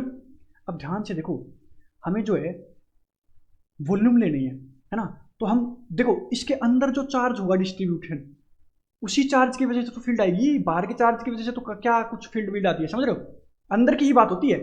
अब जब अंदर की बात है तो अंदर का देखो, गॉस लॉ ये बोलता है कि अंदर चार्ज जो रखा हुआ है ना उसी की बात होती है, आउटसाइड चार्ज का कोई फर्क नहीं पड़ता। ठीक है जी, अब वॉल्यूम हमें क्या लेनी है, वॉल्यूम हमें छोटे वाले गॉसियन सरफेस की ही लेनी है अब यहाँ पे, क्यों, उसी के अंदर तो चार्ज है। अब देख ध्यान से देखो, हम बात करें कि एक ये छोटा डिब्बा है और एक बड़ा डिब्बा रखा हुआ है ना, इस छोटे डिब्बे के अंदर की बात है, इसकी वॉल्यूम क्या है, 30 वॉल्यूम है इसकी। ठीक है, इसकी वॉल्यूम क्या है, 30 है। अब नाउ इस छोटे डिब्बे के अंदर हम बात कर रहे हैं कि क्या भरा हुआ है, चार्ज भरा हुआ है, बड़े डिब्बे के अंदर नहीं जाएगा, छोटे के अंदर ही भरा हुआ है चार्ज। इसी की वजह से तो यहाँ पे फील्ड आएगी ना, इसकी वजह से तो यहाँ पे नहीं आ जाएगी, इसकी वजह से। अब देखो इसका क्या है, मान लो हम बात करें मास मास की बात कर ले, ठीक है, 100 kg पर मीटर क्यूब भरा हुआ है, कितना है 30 मीटर क्यूब इसकी वॉल्यूम है, 100 kg पर मीटर क्यूब भरा हुआ है, तो इसी की तो वॉल्यूम लेंगे ना, इसमें कंप्लीट कितना चार्ज भरा हुआ है, इस छोटे के अंदर ही तो बात करेंगे ना यार, इसी की वजह से तो यहाँ पे आएगी, तो कितना हो जाएगा 100 × 30, है ना, तो इसी की वॉल्यूम की हमने बात करनी है, तो क्यू एनक्लोज्ड जो होगा वो rho into volume of small 4/3 pi R cube. अब आर छोटा ही लेना अपने को, है ना। नाउ ये हो गया अपने पास, अब ये वॉल्यूम अपने को पुट करनी है क्यू एनक्लोज्ड की जगह, तो ई डी ए बाहर आ जाएगा, सेम चीज करनी है, ई कांस्टेंट है बाहर आ जाएगा, और डी ए क्या अपने पास वही, अब देखो डी ए गॉसियन सरफेस का ही लेना होता है, तो 4 पाई आर स्क्वायर। अब यहाँ पे आर जो है ना सेम है दोनों का, ठीक है जी, इक्वल्स टू क्यू एनक्लोज्ड की जगह क्या है रो इंटू 4/3 पाई आर क्यूब, इसको जब मैं यहाँ ले आऊंगा 4 पाई आर स्क्वायर, 4 पाई से 4 पाई कट गया, अब ये आर कट सकता है क्योंकि सेम लिया हुआ है आर, तो इसकी क्या आ जाएगी फील्ड की value E is equal to rho R/3, ठीक है जी, और तो कुछ नहीं बता देगा, 4 पाई से 4 पाई कट, हाँ ठीक है, ये आ गई वैल्यू, तो ये नोट डाउन कर लीजिएगा आप, क्या पता है यहाँ पे भी अपने हमने रॉन्ग लिखा हुआ है, हाँ यहाँ पे भी गलत है, ये नहीं आएगा, रो R/3 ये आएगा, ठीक है जी, तो यहाँ तक आएगा। अब देखो यार 4 पाई है, तो इसको तो कट किया ही नहीं, डायरेक्ट लिख दिया है ना, तो ये मिस्टेक हो रखी है, टाइपिंग मिस्टेक। तो ये था आपका फर्स्ट क्वेश्चन, इसका ए पार्ट। नाउ इसका बी पार्ट देखते हैं गाइस। नाउ गाइस इसका जो सेकंड है ऑप्शन में आता है जो, उसका ए पार्ट है, बी का फर्स्ट पार्ट क्या बोल रहा है, starting from the integral form Ampere's law. Ampere's law की जो ये फॉर्म है इंटीग्रल फॉर्म, ये अपने को गिवन ही होती है, बाकी इसको आपको पता भी होता है। एम्पियर लॉ अलग होता है, एम्पियर लॉ क्या स्टेट करता है कि line integral of magnetic field, line integral of magnetic field, देखो उसमें क्या था गॉस लॉ के अंदर, गॉस लॉ के अंदर ई डॉट डी ए लिखते थे, यहाँ पे बी डॉट डी एल लिखते हैं ना, equals to mu naught I enclosed होता है, ठीक है जी, म्यू नॉट क्या होता है परमिटिविटी ऑफ स्पेस, ठीक है जी। अब एम्पियर्स लॉ का इंटीग्रल फॉर्म ये है अपने को, ये तो गिवन ही है, ठीक है जी। उसके बाद आई एनक्लोज्ड जो होता है ना, उसको हम एक करंट डेंसिटी की फॉर्म में भी लिख सकते हैं, integration of current density vector dot D A, इस टाइप में भी लिख सकते हैं। अब करंट डेंसिटी क्या होती है, करंट अपॉन में एरिया, इसको एरिया से मल्टीप्लाई कर दो तो करंट ही ना आ जाएगा, वही चीज है, तो ये इस फॉर्म में लिख सकते हैं। तो आई एनक्लोज्ड की वैल्यू जो यहाँ पे थी उसको इसमें पुट कर दिया, तो क्या बन गया अपना line integral of B magnetic field equals to mu naught into areal integral of current density, ठीक है जी। नाउ नेक्स्ट अपन क्या करेंगे, स्टोक्स थ्योरम लगा देंगे। अब बी डॉट डी एल जो होती है वो क्या होती है, curl of B dot D A, है ना। अब ये अपने पास स्टोक्स थ्योरम है, अब स्टोक्स थ्योरम आपको पता होनी चाहिए, तो ये जो है अपने पास, इसको जब अपन सोल्व करेंगे तो ये इसको भी पुट कर देते हैं जो अपने पास वैल्यू आई थी, ठीक है जी।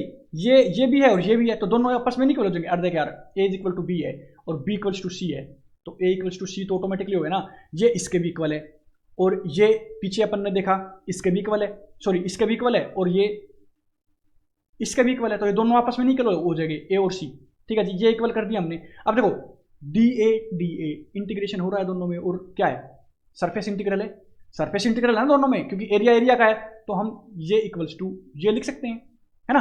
तो म्यू नॉट तो कांस्टेंट ही है, तो ये हो गया अपने पास आ गया। तो यही होती है अपने पास differential form of Ampere's law, differential form of Ampere's law. इसी क्वेश्चन का एक और पार्ट था, क्या है कि भैया क्या बी जो है वो कंजर्वेटिव फील्ड है। अब कंजर्वेटिव फील्ड जो होती है ना भैया, वो कब होती है, जब जो इसका कर्ल हम निकालते हैं ना वो किसके इक्वल आ जाए, जीरो के इक्वल। कर्ल जो हम फाइंड आउट करते हैं वो जीरो के इक्वल अगर आ जाए, अब देखो कर्ल जीरो के इक्वल कब आएगा, देखो ये चीज है। अब इसमें ये कर्ल पूरा का पूरा जीरो के इक्वल कब आएगा, देखो म्यू नॉट तो जीरो नहीं हो सकता कांस्टेंट टर्म है फ्री स्पेस के लिए, जब जे जीरो हो जाएगा, जब करंट डेंसिटी जीरो हो जाएगी। अब करंट डेंसिटी जीरो हो जाएगी, देखो यहाँ पे लिखा हुआ है, अगर जे जीरो है तो कर्ल जीरो है, कंजर्वेटिव है, अगर जे जीरो नहीं है तो कर्ल जीरो नहीं है तो नॉन कंजर्वेटिव है। तो ये हमने कंडीशन भी देख ली। नाउ इसका जो सेकंड पार्ट है, ये यहाँ पे सी लिखा हुआ है, बट ये क्या है बेसिकली इसका सेकंड पार्ट है, बी का सेकंड पार्ट है ना।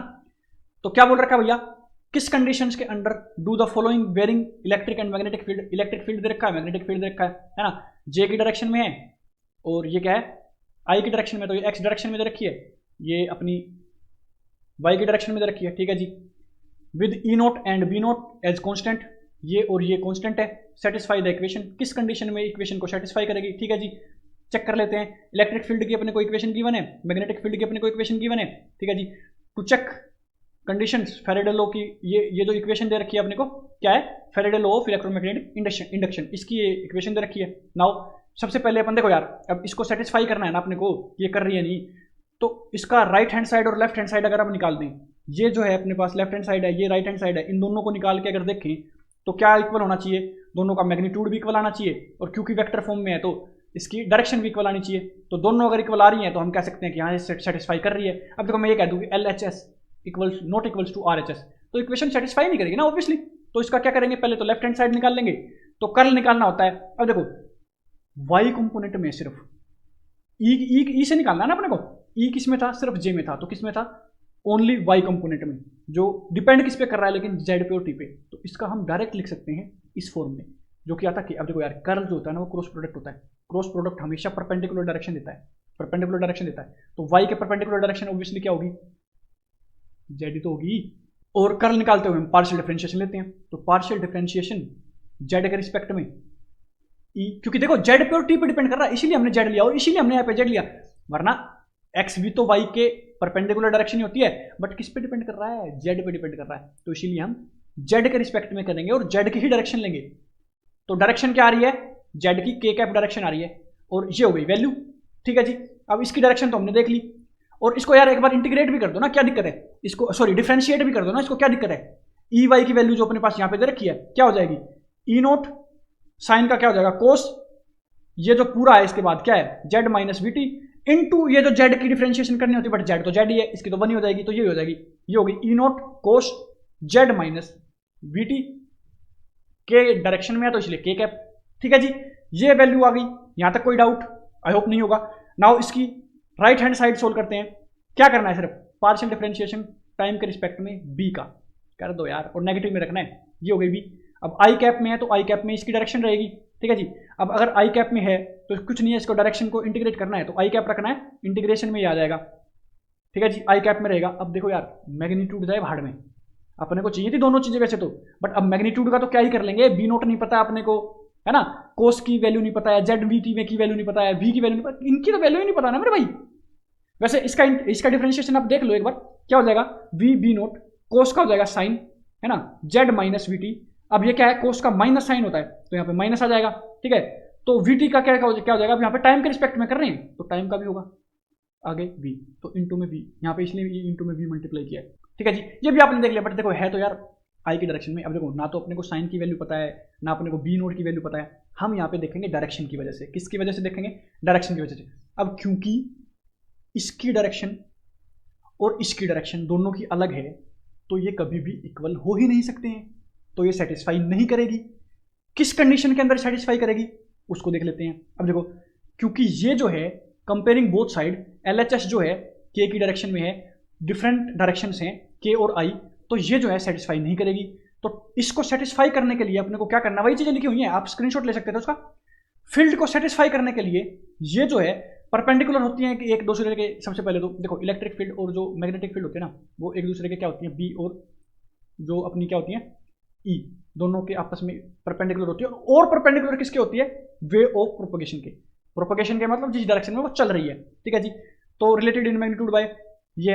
अब देखो मैग्नीट्यूड से कैसे रिलेटेड होती है, बी नोट और ई नोट, इससे रिलेटेड। अब देखो हम कंडीशंस लिख रहे हैं कि अगर ये हो पॉसिबल और दोनों की डायरेक्शन हो सेम, तभी सेटिस्फाई कर पाएंगे। क्योंकि क्वेश्चन के अंदर क्या गिवन था, चलो क्वेश्चन दिखा देते हैं आपको। क्वेश्चन के अंदर क्या गिवन था कि do the following time varying electric field magnetic field satisfy the equation और अंडर व्हाट कंडीशंस, ये दिया हुआ है। तो किस कंडीशन के अंदर है हमने यहाँ पे बता दिया। देखो मैग्नीट्यूड ये इक्वल होना चाहिए, इसको सेटिस्फाई करना चाहिए, और डायरेक्शन क्या होनी चाहिए, सेम। तो इन कंडीशंस के अंडर होगा।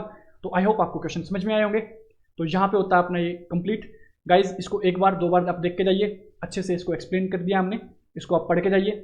Thank you so much guys, मिलते हैं नेक्स्ट कंटेंट में, बने रहिए हमारे साथ। Thank you so much.